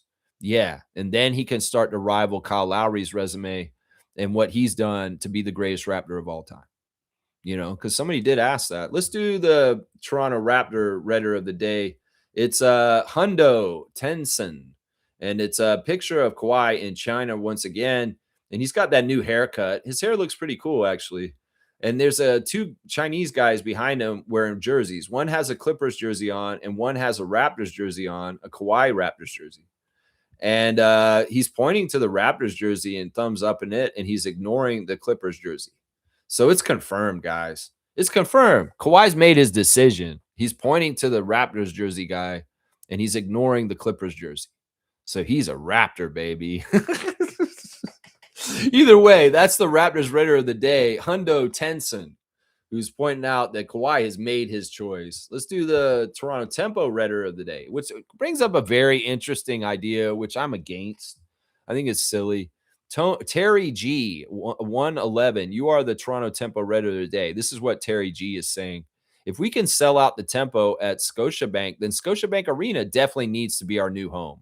If we can sell out for Tempo at Scotiabank, the Scotiabank Arena definitely needs to be our new home. Can easily share space with the Toronto Raptors and Toronto Maple Leafs easily. Oh my gosh. Easily? None of this is easy. You're an idiot. You think that was easy, what happened on Tuesday with Indiana Fever and Caitlin Clark and Scotiabank Arena sellout. First of all, the first 2 games of the year at Scotiabank were not sellouts. Yeah, they weren't. This one was. And it's because it was a special draw with Caitlin Clark. Once again, I'm going to remind these Redditors that the Tempo are not owned by Ed Rogers and MLSE. So when they come into Scotiabank Arena and use that arena for the 3 games, they're paying rent. They're literally handing over a huge part of their profits to Ed Rogers and the MLSE. And in some ways, that's not totally economically feasible. Now, let's think about this. The Tempo permanently changed their arena to Scotiabank, which MLSE won't allow, first of all. Just so you know, the truth is they don't want the Tempo full-time in their arena because they're very lucrative money they make off of summer concerts and other stuff during the summer. In fact, this was part of the whole argument why Ed Rogers rejected the WNBA franchise for a part of MLSE, is because he didn't want to give up Taylor Swift concerts and shit like that in the middle of summer. So the openings for the Tempo at Scotiabank Arena are not there for the whole season. They will not give them all the dates. So Coca-Cola is essential. Now, it's great that they come to the big house and played 3 games there this season. But once again, only one of those games was a sellout. The other 2 games did not sell out. The other thing you have to factor in is this year is a hyped year because it's the first year. It's fresh. There's a novelty. And, getting people to come to that game on Tuesday was a big deal. Yes. And Holly Rowe was crying about it. But is that going to be sustainable when the Tempo lose 20 games in a row and they're losing and they're a bad team and 19,000 people are going to continue to come to Tempo games every single night at Scotiabank Arena? No, because you know what happens then? They pay all that rent and all the stuff they have to pay to Ed Rogers and MLSE to be in the building, and they lose money on it because they don't fill the arena anymore, because they don't get that much. Because honestly, there is going to be a honeymoon period for this year. And then in the next couple of years, when the Tempo are not so new anymore and they're maybe losing still, people are not going to be coming to the games as enthusiastically and filling the arena. So this cannot happen. First of all, because like I said, MLSE does not want them in the arena the whole summer. Second, it's probably going to lose money for them, and it may even hurt the franchise in the long run for doing this. So no, it's a really good arrangement the way it is right now. Maybe they increase the number of Scotiabank games over the years to come, and that's perfectly plausible, and they should hopefully do that. But them being permanently at the Scotiabank Arena is never going to happen. I'm going to tell you that right now, partly because Kilmer Group owns the Tempo and MLSE owns the building. And that's it right there. So yeah, Terry G, yeah, it's real basic thinking. Yeah, 1+1 = 2. So we should do this. But you're not thinking of all the minutia and all the details and all the finer things about this situation and the reason why they have to play at Coca-Cola in the first place. You're just not thinking about it. You don't understand, basically. So I'll expel it out to you. There you go. There's your Redder of the day. Cherry G 111, wondering why aren't we in Scotiabank every game if we can sell it out? Well, I don't know if we'd sell it out every game if we were coming there, and the Temple would lose money probably. Yeah, that's my Redditors of the day. Just checking them out right there. That's right. That's right. Let's see. Kaz is saying Booker is another forward when we need a center. Still a forward is okay because we could upgrade our forwards. I really feel like our guards are such top notch. I mean, if you really look at it, our four best players on the team are guards. It's Sykes, Mabry, Rice, and Alamont. Those four players are probably our four most solid players in a lot of ways. Nara and Isabel are great, but they've been bench bigs most of their careers. We need starting bigs. Bigs that are going to be setting up with double doubles like Austin and Iriafen. That's what we need. We need that for next year. Morrow is a good bench big, but not necessarily a good starting big. So we need starting bigs. We need starting bigs. We're good on guards. And I get it. This may be a guard heavy draft, and this is just dumb. In some ways, it makes me question the long term planning of Eli and Monica Wright Rogers' GM office. It's like, well, aren't you forecasting ahead on drafts years from now to understand where the beats are with what positions are heavy in each draft?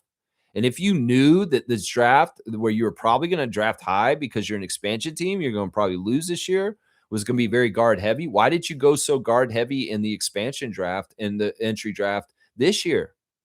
Why didn't you get a big this year then? Like, why didn't you pick Lauren Betts or something like that? I guess Lauren Betts was off the board when we got to Kiki Rice. But I'm just saying, why didn't you plan this way? It's like, oh, there's going to be a lot of good guards next year. We could get the guard next year. Let's get a big this year. There's not going to be any bigs next year. I don't know. In some ways, this is something Masai and Bobby, I got used to them. They have a 10-year, 5-year plan. They're forecasting out like so far ahead. And I'm just wondering, do we have a long-term plan here, Monica Wright Rogers and Eli, with fitting the puzzle pieces and understanding the different positions, the scarcity of the positions, and getting them? Because the best way to get bigs is in the draft. It's really hard to get bigs through trades and free agency, obviously.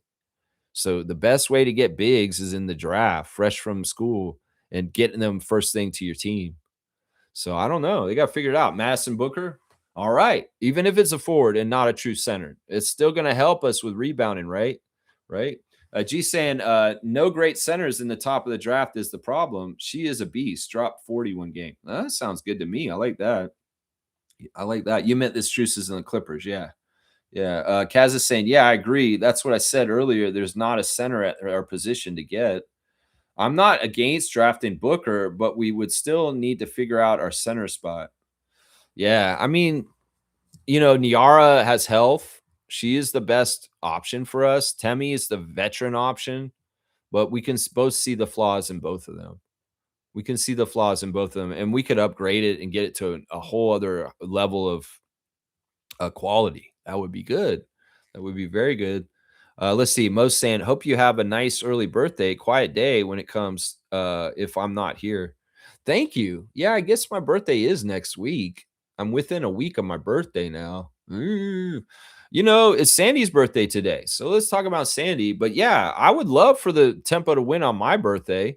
My birthday, they'll be in Seattle on that day next week. Tempo, will you win on my birthday? That's my birthday wish. If I'm going to blow out the candle, I'm going to say, can the Tempo beat the Seattle Storm tonight? That's what I'm going to say on my birthday. I don't know. Maybe that's wasting a birthday wish. Maybe I should wish for world peace or, good things in the world to happen, like the defeat of data centers and AI and humanity winning. I'll wish for that instead. It's probably more uh hopefully, I don't know. Like, I mean, they could beat the Storm. The Storm are not that good. They need to beat Seattle on the 26th. That's what I'm saying. So let's do some happy birthdays real quick. First of all, we'll say a happy birthday to Corey Joseph. That's right. Corey Joseph's birthday is today. He's 35 years old. Our Pickering number 6. Yeah, he is now playing in Olympiakos in Greece. So he has gone over to overseas. He played last for the Orlando Magic in 2025, and he has been overseas the last year or so. So happy birthday to Canadian great Corey Joseph, who is turning 35 today. So that's a big deal. Also, we're going to say happy birthday to one-time Raptor Jared Bayless. Jared Bayless is turning 38 today, and he played on the Raptors for 2 years.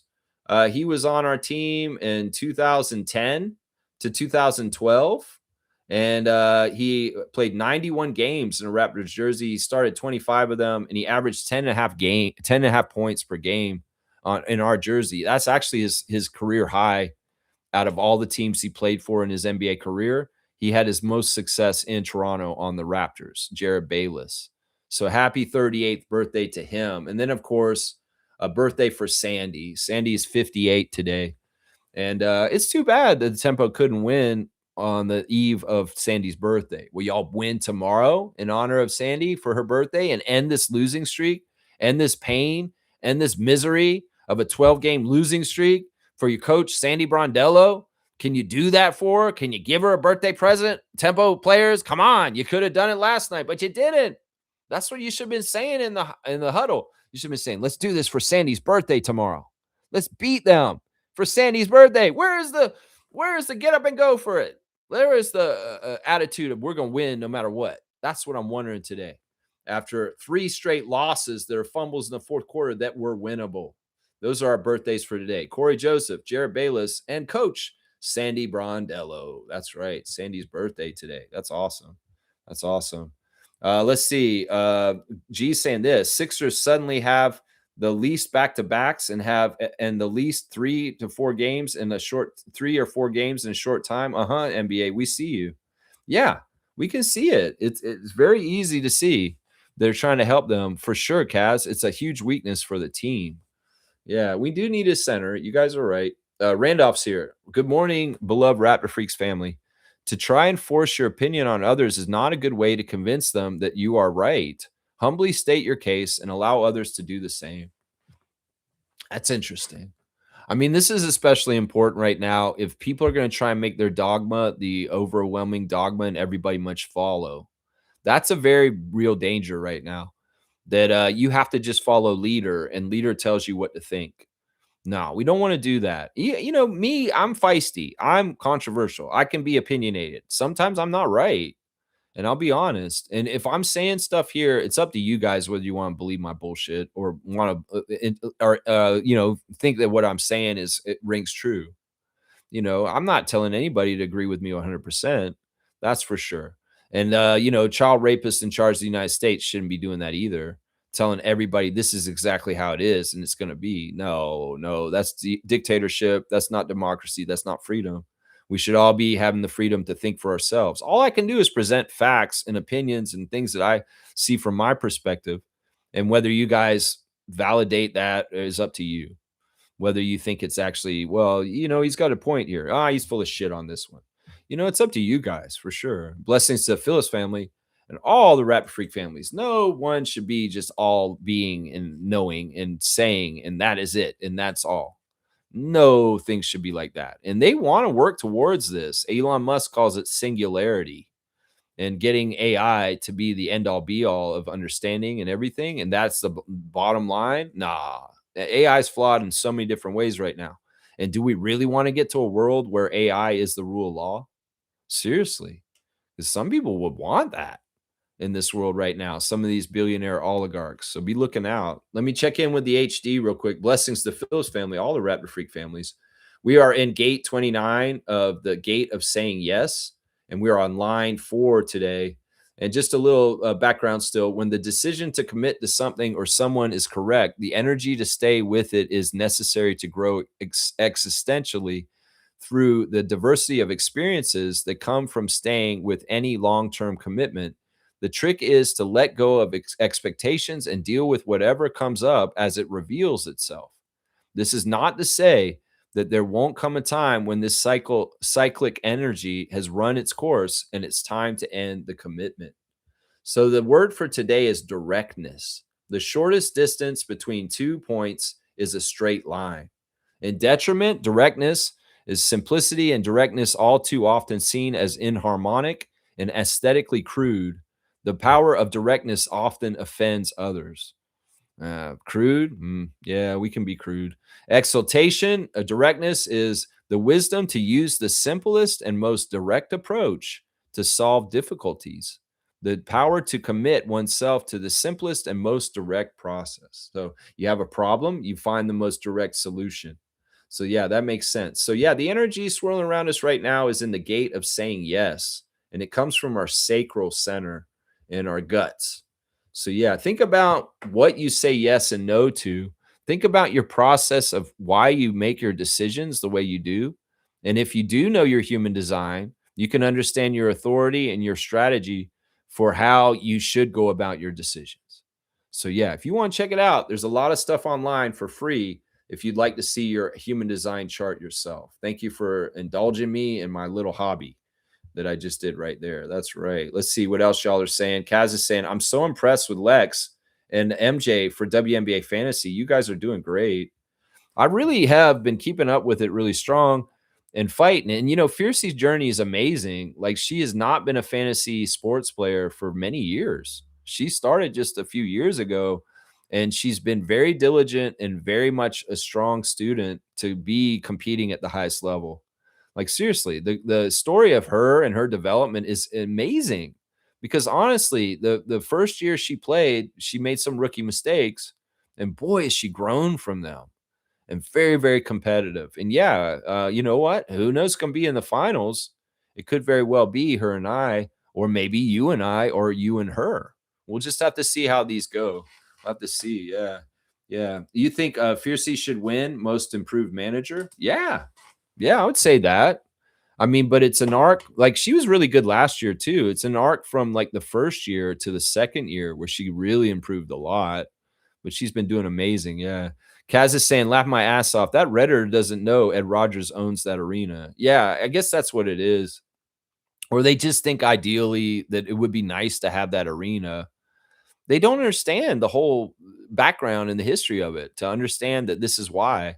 They probably do have to pay a huge chunk of money to MLSC every time they play in that arena and to make up the cost because look, they're probably not making any of the money off the concessions. The concessions is probably all directly going to Ed Rogers because it's his concession stands and stuff like that. They have to pay for staff to come in there and be in the building. So there's probably a high overhead cost for the Tempo when they do play at Scotiabank. And they may make about the same amount of money for a smaller crowd because it's their own crowd there. Although they are renting Coca-Cola Coliseum, I think, from MLSC also because that they own that one too, but it's probably a different price, right? It's a different price to rent Coca-Cola versus Scotiabank, right? Right. KT's here. Kareem Thomas is saying, I'm the Peyton Watson fan. I'm the Denver guy. Why wouldn't I be? Raptors arguably have the two top 10 in forward position and two top 10 defensive players in the league. Sprinkle that with CMB equals best defense. Yeah, he's definitely the one. I'm like, why is he glazing Patrick Watson so heavy? I'm like, who is this guy? Like, seriously, what is Patrick Watson? Why he's so great? You're talking like he's sliced bread or something. The best thing since sliced bread. Like, what is this? I don't get it. I just don't get it. He's not been on my radar like this at all. He's just an ordinary NBA player that plays in this league. Is there something I'm missing here? Is there something I'm missing here? Is he going to make me find out this year when he's on the Cavs or something like that? Oh, Lex, you're going to find out when Patrick Watson plays us this year. Okay. Okay. I like the rest of his comments here talking about the Raptors, top 2 and 10 in forward position. Yeah, I mean, that's Scotty and Kawhi, right? Scotty and Kawhi could be top 10 players in this league, right? Right? They could be both of them. That's right. Mo's saying this. By the way, I emailed someone from Tempo Fam about more wheelchair seating and big arena is likely. Okay, well that's good. I like to hear that. We definitely want you to have, you should have a choice of different places you could sit at.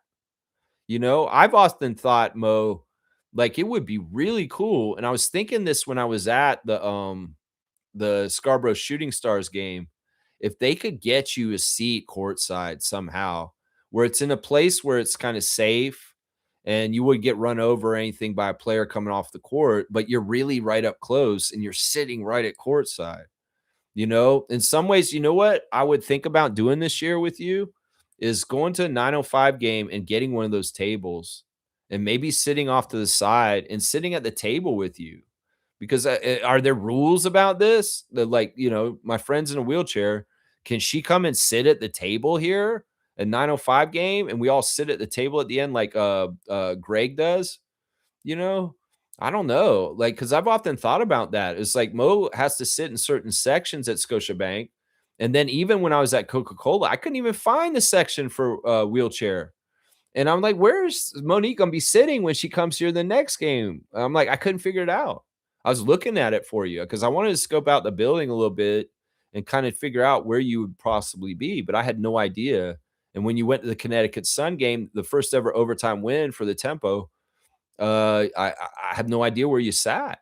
So, this is something, you could be definitely a voice that can make things better for people with this in mind, as far as the sections and making it more diverse and maybe a couple of different places that you can sit and watch the game from a little bit of different perspectives. I like that idea. I was thinking about it at Scarborough. It's like, man, Mo should come to this game. And where could we sit, her and I together, and enjoy it together? I mean, there's a lot of boxes up around the top too, and then those tables at the end.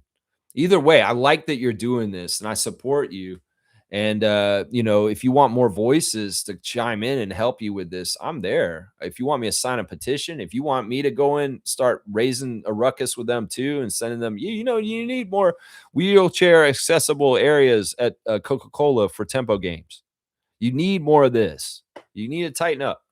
Teresa Resch. That's what we're saying right here. That's right. I'm gonna give a dunk to Mo for being an activist. I had my neighbor down south was the same way. He was very much a person that stood for ADA, the American Disabilities Act, and making sure that businesses around Tallahassee were conforming to the laws of allowing accessibility for people to get to their businesses. And he was very much on the forefront of this in politics and fighting this. My old neighbor that I live next to, who had CP also, Monique, by the way, 42 on the dunk charts for Miss Monique. She's got the original Jakob Pertl. She's got that 42 right now. That's right. I love it. I love it. That's a real one. Rookie Jakob. That's right. I love it. I love it. I love it. Kaz is saying the problem with beating the Storm is they have bigs like Fam and Malonga that will destroy us. Not necessarily. They're one of the worst teams in the league like us, and we have beaten the Storm consistently this season already. I think we beat them most of the games we played them. So that's definitely one of the few winnable games for the rest of the season. I'd say the Fire game tomorrow night is winnable. The Storm game in Seattle, the Phoenix game in Mercury, even though it's the second day of a back-to-back. And then, there's a game or two in September that may be winnable then. But we've got to stop this losing streak. We've got to stop it, man.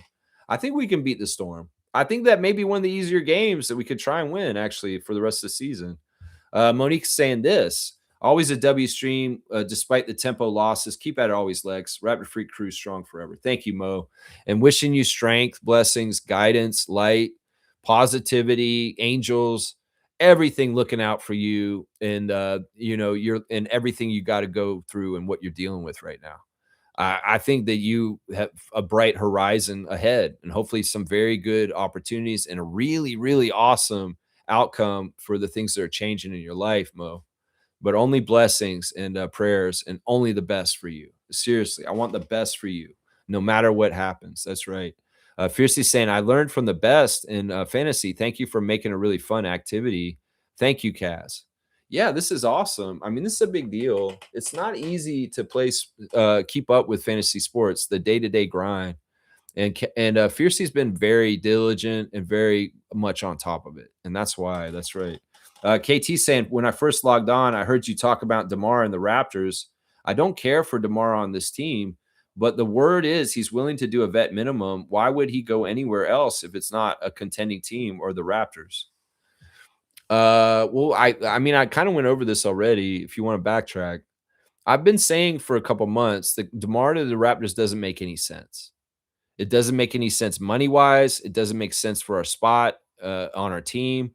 Doesn't make sense for what we're doing with our playoff run and what we're trying to build in the next part. It just doesn't work. It doesn't work with our identity.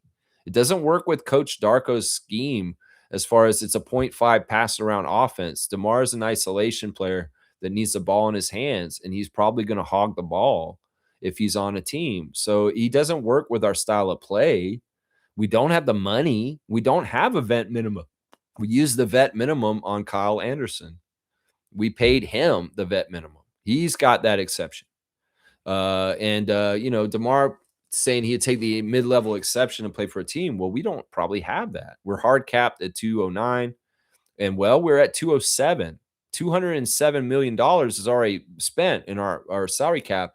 And the rules are the hard cap is you cannot go over 209. So even if you have an exception that's available, you can't use it if you have only 2 million left in the salary cap. That's the thing that people are not listening to me on, is that the hard cap is the hard cap. 209 million is 209 million. We're at 207 million. $2 million ain't enough to pay DeMar to come back to Toronto. And once again, I'll say it, it's traumatic for him to come back here. In some ways, he's going to relive a lot of past memories if he comes back to Toronto. And there's a lot of hurt from him getting traded to San Antonio that, he's dealt with, but also it's different when you come back and you relive the settings and the place and you see it all again. And there's the guy you got traded for across from you in the locker room. None of y'all are thinking about him in a considerate way when you talk about this. I say this, if DeMar DeRozan is a Nugget this year, that would be the best place for him. Watson's gone. Y'all could have a starting lineup of Murray, DeRozan, Brune, Gordon, and Jokic, and that would be a badass starting lineup. And you know what? It checks the boxes where DeMar could be an outlet. He can be a scorer. He can definitely score on this team. I mean, Russell got to score a lot when he was a Nugget. And Jokic is a great person to set up DeMar DeRozan. And also, DeMar could start. DeMar could be on the playoff team because Denver's most likely going to be in the playoffs. So it checks all the boxes. So I think DeRozan on the Nuggets makes the most sense at this point. To me, it fits well. I don't mind him on the Warriors either, but the Warriors thing's not going to work. The Warriors have said in the last couple of days that it won't work here. The two front runners as of right now are the Miami Heat and the Denver Nuggets. The Nuggets have actually publicly said they're interested in DeRozan right now and that they are looking at getting him to be on their team this year. So I don't like him on Cleveland. I don't like him on Brooklyn. I don't like him on Washington, but I like him on Denver. He stays in the West. And, I don't like him on Miami necessarily either, because on Miami, he probably doesn't start because Wiggins is there. And the Miami team probably would not respect him and treat him the right way. And he shouldn't go there anyway, just for how they burned Norman this summer. So DeMar on the Nuggets is my number one choice. A contending team, the Nuggets, and not the Raptors. The Raptors are full. The Raptors have almost every single roster position filled, and we don't have no money. So there's no realistic DeMar to Toronto. There never was. Y'all were just making it up and going with it and talking about it on Reddit a lot. A lot. Let me check on my tabs real quick. All right, guys, I got my straight goods on Canadian goods. Today we're going back to Neal Brothers. I love the Neal Brothers. They're such a good Ontario company. This is organic roasted garlic pasta sauce. You need that pasta sauce with your pasta. Treat yourself to the life-affirming richness of roasted garlic. Extraordinary taste, simple ingredients, so good together. Another delicious discovery made by the Neal Brothers. Keep your taste buds in awe and try them all. Proudly made in Ontario by Neil Brothers. So y'all, if you see Neil Brothers logo, you don't see a lot of commercials for them anywhere. This is a great company. They do salsa, they do barbecue sauce, they do pasta sauce, they do all kinds of stuff. So if you see the logo Neil Brothers, go on and get it. It's local and it's Canadian, and you're supporting Canadian jobs by doing it. No more ragu, no more classico. Neil Brothers is my pasta sauce when I'm cooking some pasta. That's right. There's your straight goods on Canadian goods right there. That's right. Let's go. All right, let's keep going with our tabs. Let's see. Is there breaking news? Let's see if there's any breaking news. There's no basketball breaking news. Just Tempo wishing Coach Sandy a happy birthday. Happy birthday, Coach Sandy. Too bad the team didn't win for you last night. That pisses me off. We did the birthdays. You know what? I'm gonna do this real quick. Let's see. Yeah, we're over 2 hours, but I don't mind. I'm going to go ahead and open another pack because I feel like Trevor really wants me to open these cards and get them into circulation for the classic card. So let's do another open pack. I was going to do one on the day of the fever, but I didn't. So I'm going to do the back-to-back a day late. So I'm opening up another Donruss Panini pack, 15 cards.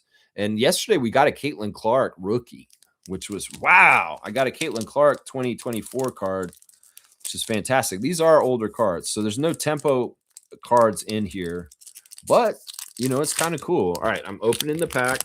Let's see who I get today. This has been kind of fun to do the last week or so. All right, first of all, who is this? I got to hold it up to the camera to see it. That is Kalani Brown of the Phoenix Mercury. It's a green card, which is interesting. Ooh, we got another Caitlin Clark kind of card. This is a franchise features Caitlin Clark Indiana card. It's kind of got a drawing of her along with the picture of her. And the back of the card has her in a frame. What's it say? A shot from half court, normal. Another deep three, expected. Clark's range is limitless. Her passing is electric. And her competitive fire burns bright. There you go. The 2024 Rookie of the Year, Caitlin Clark. So another specialty Caitlin Clark card. Man, these are probably going to be worth some. So I'm putting it up here. I'm going to keep the Caitlin Clark cards. That's for sure. And then we got Anissa Morrow. Look at that, guys. We got our Abnisa. Look at this card of her on Connecticut Sun. This is a rookie card, too, because this is before she played. So there's Anissa Morrow in the card pack today. I love that. I love that. This is cool, even though it's in Connecticut Sun. This is very cool. Let's see. Anissa Morrow. Morrow takes pride in her perseverance. I'm just extremely happy, she said. Sometimes I feel like I don't give myself enough grace. The work I put in over the years and what I've been through, what I pushed through, I feel like if a lot of people knew that story, they would literally look at me as a different person. So she's gone through a lot, is what she's saying. So I love this. This is a Anissa Morrow rookie card. Wow, winning. I'll put that one up there too. All right, who did we get next? Lucy Olson. Okay, not even sure who that is. I guess she didn't really even play last night. So she's probably did she play at the end of the game? She might have. Who's that? Kia Nurse. A Kia Nurse card, guys. Now I've gotten 2 Tempo players in this one. Kia Nurse on Chicago Sky. Wow, here we go. Let's see the Kia Nurse back. Kia Nurse card, guys. All right, this is another keeper. I got a Kia Nurse. That's cool. All right, who's this? Maisha Hines Allen. We just saw her play against us. Yeah, she was annoying. Is she on the Mystics now? I want to say that, yeah. There's Nalissa Smith, another wing at that time. Let's see. Kelsey Mitchell. Oh, yeah, not my favorite. I'll send this to Infamous. Infamous, we come to the next Raptor Freak Hangout. I'll give you this Kelsey Mitchell card right away. That's right, because I don't want it. Let's see. Celeste Taylor. Don't even know who that is. Let's see. Here's a Valkyrie. This is going to be Kayla Thornton. Kayla Thornton, the former Liberty player, getting through this card pack here. There's Tina Charles, who retired. This is probably her last card, right? Let's see. Who's this? Jewel Lloyd on the Aces. Aces Jewel Lloyd card. These are pretty good cards. Oh, wow. Look who I got. Angel Reese. That's a good card right there. That's an Angel Reese card. I'll put that up here. I'll keep Angel Reese. Then we got Megan Gustafson of the Portland Fire while she was still on the Aces. And then the final card for today in the pack is Kalani Brown. Wait, isn't that the first card I had in here? They got like, this is weird, man. This pack had this same card, one with the green background, green frame, same picture, same card. Isn't that interesting? That's weird, man. That is weird. Well, it's not a horrible deck. It's kind of cool. You got another Caitlin and an Angel and a Anissa and a Kia. Pretty cool. I like that. I like that. Yeah, Hines Allen with the fever. That's right. She was in the Indiana game. Okay, that makes sense. That makes sense. Let's see. All right, what are y'all talking about? Looks like you're talking about some baseball stuff or something. Let me see what it's saying. Kareem keeps saying, put them in plastic, Lex. I have a lot of cards in plastic. I do. I'll show you. I have, like, look at this. This is a Scotty Barnes card in plastic. These are all Raptors cards in plastic. These are safe in plastic. And on the back, I've got an RJ Barrett card in there too. So there's a bunch of Raptors cards in this plastic. This is a plastic. There's probably about 10 cards in there all together, jammed in there. So yeah, they're in plastic. I have plastic binders. I'll put them in plastic. He's worried about my Reggie Jackson and my Caitlin Clark. KT saying, laugh out loud. What is it, Reggie? Because we already know everyone was doing roids in the 90s. What is the steroids? What is the scandal in baseball right now? Y'all gonna keep me a little bit longer just to talk baseball for a second? Jeff Passan's being investigated for taking money from the Dodgers. So he's like an insider. He's like a reporter, right? And they're saying that he took money to report a certain way for the Dodgers. Interesting. Kareem Thomas to not report alleged activities by them. Well, corruption. Interesting. This is very interesting. Yeah, Megan DeLeo. That's right. She got married. I did hear that. Megan Gustafson. That's right. Isn't Passan the Shams of the MLB? I believe that's right. Yeah. Yeah. Interesting. Interesting stuff there. Although a baseball scandal. Come on. Is this Milbester talk here? Kaz is saying W stream, W community. Thank you. Alleged to have taken money, that is. Okay. Well, in some ways, I'm not interested totally in it, but that's very interesting. Fiercey saying, Lex, my accounts were hacked and compromised. Huge fraud occurred. We'll need to figure out how to pay my next subscription as my accounts are frozen. Well, I hate hearing that. I hope it has nothing to do with anything from this channel or anything else like that. Hopefully you get it all sorted out. This is a serious problem in today's society. I know that some people in my family have had issues with this in the last year also. So yeah, this is an issue. Definitely an issue with the way things are. My brother works a little bit in AI for protection in this kind of stuff. Is like he's protecting corporations from getting hacked and having people go in and do crazy stuff with the changes in technology coming with all the new innovations. So it's kind of an interesting job he has. And I got mad at him one day. I said, man, you're protecting the corporations. Who's going to protect us from the fraud is what I'm saying to him and stuff like that. So I hate to hear that. Yeah, fiercey. Hopefully it gets all sorted out and easy and there's no real damage. It's just that you get everything back and you get it back to being secure. That's the best way for things to happen. All right, let me do a rundown and get out of here real quick. My stars of the game in the loss to the Mystics last night. Kiki Rice, #1 star.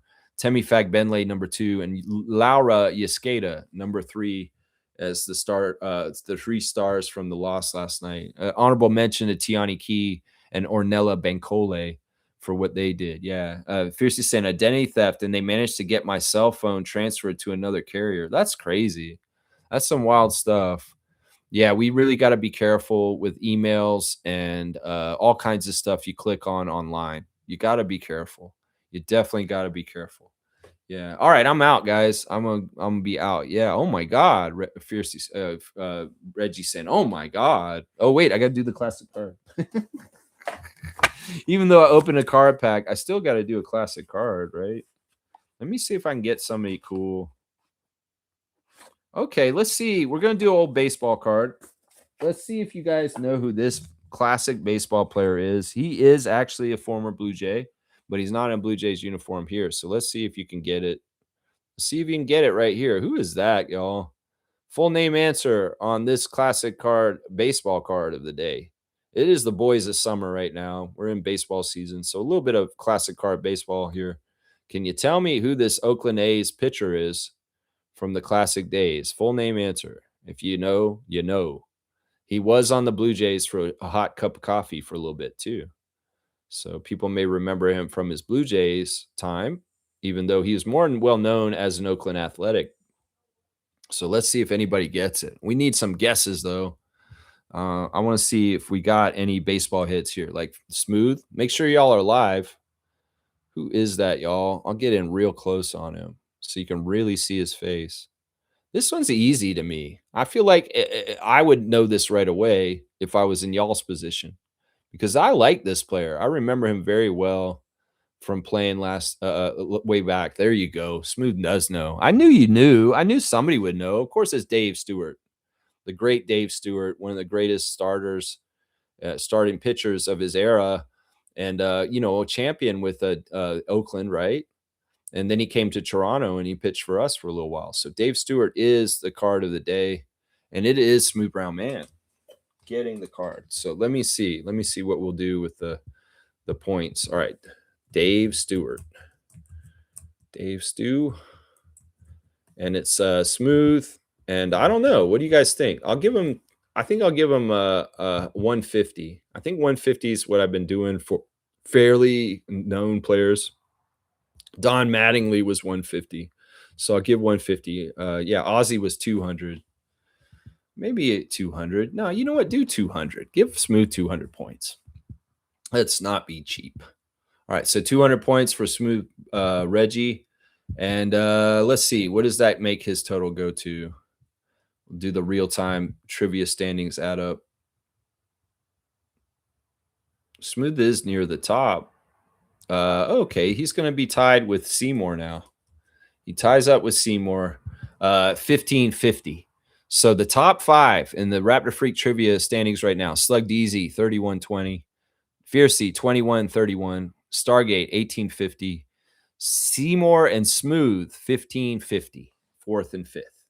There you go. There's the standings now. Yeah, Dave Stewart. That's right. Dave Stewart was easy. That is an easy card. I agree. Yeah, World Series champ 93 and 91. 1990. Yeah, Stewart was a Blue Jay pitching coach at one time. Yeah, I think that's true too. He was on our team also. We had a lot of great starters come through, like Roger Clemens and Dave Stewart and, some really high-level starters that were our starting pitchers at different times. David Cohn, that was another one. David Cohn was a big-time pitcher back in the day. All right, so that's cool. Dave Stewart is the classic card of the day. Good job, Reggie. Reggie got it. That's right. Passkeys, shame on them. So stressful. MFA authentication, fam, and fastkeys will protect you. There you go. There you go. That's good advice. All right, I'm out. Tomorrow we'll have a preview of the first Vancouver game in the Canada Series. It will be the Toronto Tempo hosting the Portland Fire in Vancouver, and the first of two games in Vancouver on Friday. Then they'll play on Sunday against the Aces. So we'll have a preview tomorrow for a West Coast game, for the home game for the Tempo in Vancouver against Portland. So I'll have the latest lineup news, and I'll have the referees and all that stuff for you. Yeah. All right, I'm out. I'll see y'all tomorrow. Let's go Tempo. Let's end this losing streak. I'm sick of it. And some ways have some pride. You've lost 12 in a row. You've got to stop the bleeding. You got to stop. Do it for birthday coach Sandy Brondello. It's her birthday. How can you not do this for her? She needs y'all to win. We're sick of losing. In some ways, you've had 3 games where they could have been winnable, and you've dropped the ball on all 3. Oh, my gosh. It's driving me nuts. I can see where y'all could have won, but you didn't for whatever reason. That's right. Yeah, played a few years for the Jays. Yeah, he wasn't just our pitching coach. He played a few years for us. I do remember that. This one thing about the Blue Jays, they've had good starting pitching in a lot of cases over the years, starting with Dave Steve all the way up to Roy Halladay. Yeah, and all the way up until I don't even know who's the best pitchers for us at this point. But yeah. Anyway, I'm out. Let's go Tempo. Let's get this right. And Kawhi Leonard will be a Raptor officially at some point soon. Well, who knows? Maybe that'll happen today. They'll say Kawhi is a Raptor and the deal has gone through because the punishment is over and the Clippers are getting a slap on the wrist. Nobody's in trouble. I think it's crazy how the Clippers got out in front of it and put out news releases saying they didn't do anything with the help of ESPN. And the NBA saying, no, that's not true. We have not decided anything. Anyway, a thumbs up to you, Randolph, also. I hope you guys have a blessed day. Get out and touch grass and just have a really good day. And well, Tempo, I'm rooting for you to beat the Portland Fire tomorrow. Let's go. I believe in y'all. I'll ride or die with y'all through whatever losing streak you're on. But I will be critical of you. And I will say, y'all need to do this. Y'all need to do that. It's all from the goodness of my heart and helping y'all improve. And let's get better and helping the Tempo Nation understand what's going on to the best of their ability to understand it in a way they'd be like, okay, this makes more sense. Yeah, all right. I see why this is happening. Yeah, we're a first year team. The honeymoon's over and we have a 12-game losing streak. But at least we have two mascots, Dez and Dot. You know, I figured out what I don't like about the turtle. And I think the thing that's messing me up with it is the hair. The turtle has hair. That's weird. Turtles don't have hair unless they're like a old grimy tortoise that's been 100 years old. And they might have a little gruff or something, but most of the time turtles don't have hair. And that's why it's not clicking on me that Dez looks like a turtle. Because Dez looks more like a bug to me. A bug. But the hair, I think it's the hair. Like maybe y'all should just put a cap on Dez, a sideways cap or something. But there shouldn't be like hair growing out of the turtle's head. If there's hair coming out of a turtle's head, it's usually algae. It's just growing on it like green algae on the turtle's head. I don't know. I'm autistic. I try to figure this all out. If it doesn't make sense, it doesn't make sense. Dez doesn't need to be having hair. Why does Dez have hair? Turtles don't have hair, right? Is that right? Let's go Tempo.